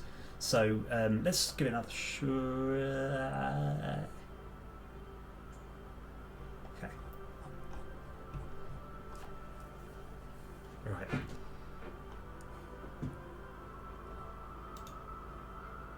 What I'm a little bit confused at is I don't know where this variable saver came from. I didn't make that script. Yeah, no idea what that's about. I think that might be a new thing that they've put in. It's to make sure that variables are saved from one scene to the next, but that's irrelevant. Okay, right. So we're playing 1, 2, 3, and turn. Okay, so it did work. It somehow called this twice. Now that's very interesting. That's okay. Right. That's absolutely fine. Okay. So right. Yeah, we have created a bit of a problem here. Let's try and work out. So yeah, right. So we had the opposite problem as to what happened last time. So instead of it not going, so it's this bit of code here that we want, that in theory it should only ever get to once, but as I'm sort of talking out loud, maybe we don't need to worry about that at all.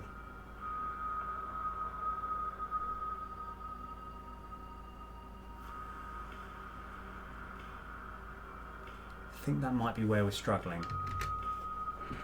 I think that's the problem. Maybe we can still have that.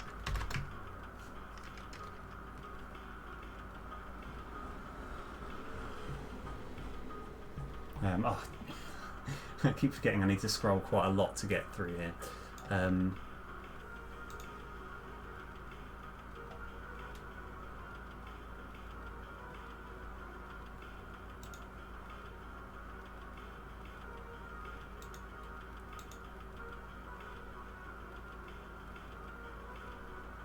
Oh yeah, this is fine. This is all good. Yeah, sorry about this. This is a little tricky. So, yeah.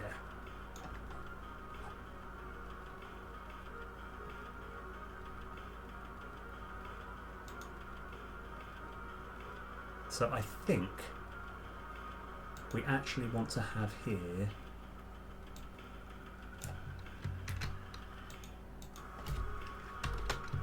the equals false. So in theory we don't need, go to definition, we don't need this bit anymore, which I will delete.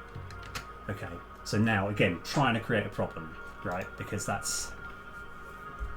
it makes sense. Okay, right. Because yeah, like as it is, I somehow managed to, it essentially activated the end turn twice, which is a bit of a disaster. But hopefully this little tweak that I've just made should prevent that from happening. So let's have a look. Right. 1, 2, 3, 4. Okay, so still doing all the rest of the actions. Okay. I think we're actually there. I think we're actually on board. Everything's fine. So now I'm going to spend a bit of time. We're trying to create that error message again. We're trying to create the problem so that, or yeah, it's like see if we can create it. So 1, 2, 3. I'm just playing some random cards now. All the cards are stacked. Now I've pressed end to turn. And we can't do anything with these cards, which is good. Right, it's still just doing all the actions of the other cards. It's ending turn.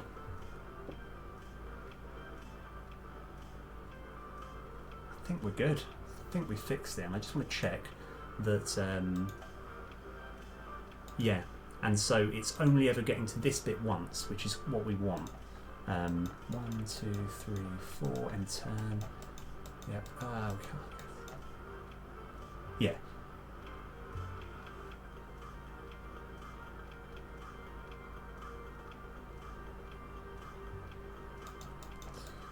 3, 4, 5, 6, 7, 10. we can't play that because we've already clicked the end turn. Can't play that as well. I'd love to play it, but I've clicked end turn. Rather luckily, we've got exactly 20 defence to guard that.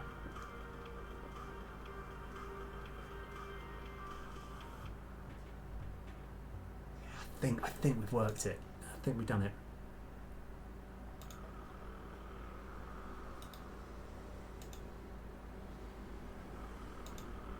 There's a way of making it so that I can't remember how to do it now. So that it actually groups up. So oh, hang on a sec. Right.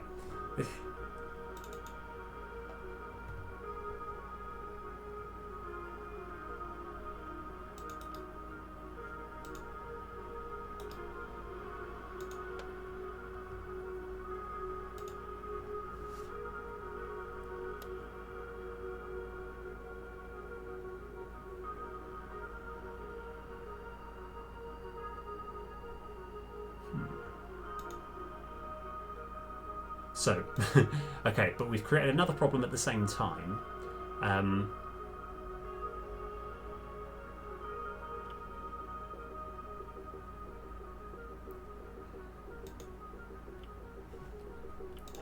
Because, yeah, the slight problem we've got now is where it says this shouldn't happen. When we're spending mana coins, for us to ever get to this point, you have to have the right amount of mana available. So let me have a look. Let's try and work out exactly where the problem lies. Yeah, I know where the problem lies. And do we ever make a really big, bold decision, right? Which would make a lot of sense. So we're adding the number of cards played this turn. Oh, yeah. Right. There's probably a lot of problems, stigma that's going to come with this. But if I control X...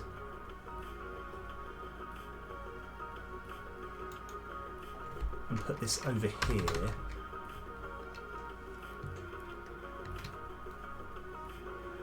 Right, is that going to be quite an innocent thing to do? So, no, I'm not sure. Yeah, I can see. Okay.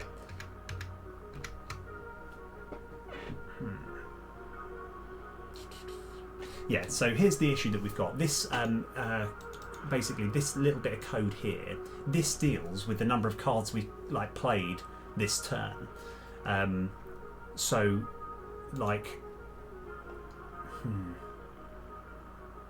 Yeah, I might have to look into this, try and work out a way to fix this. So yeah, there's quite a lot going on here, and if I do it afterwards, it's going to make another thing not work. You know what I will do? This is what I quite like doing. I'm probably going to end my stream here. Purely because it's like, this is one of those it's one of those problems where I think this is one of those where you kind of go to sleep and you wake up in the morning thinking, yes, I know how to fix it. So yeah, the main it's like the cliffhanger, you know, is we're adding the cards being played, and there's certain different things throughout the game where you need to know the number of cards being played. And the reason that I did it before everything is because I'm trying to work this out now. Yeah, it's because there's some cards where it's like, if you've played 3 cards already so far this turn, then do something, right? Whereas if you were to, for example, play 3 cards, then do this thing that requires 3 cards having been played, right? If they're all stacked and queued up, if this is underneath, it won't actually activate. Yeah, which is, it's maybe it's fine. Maybe it's fine.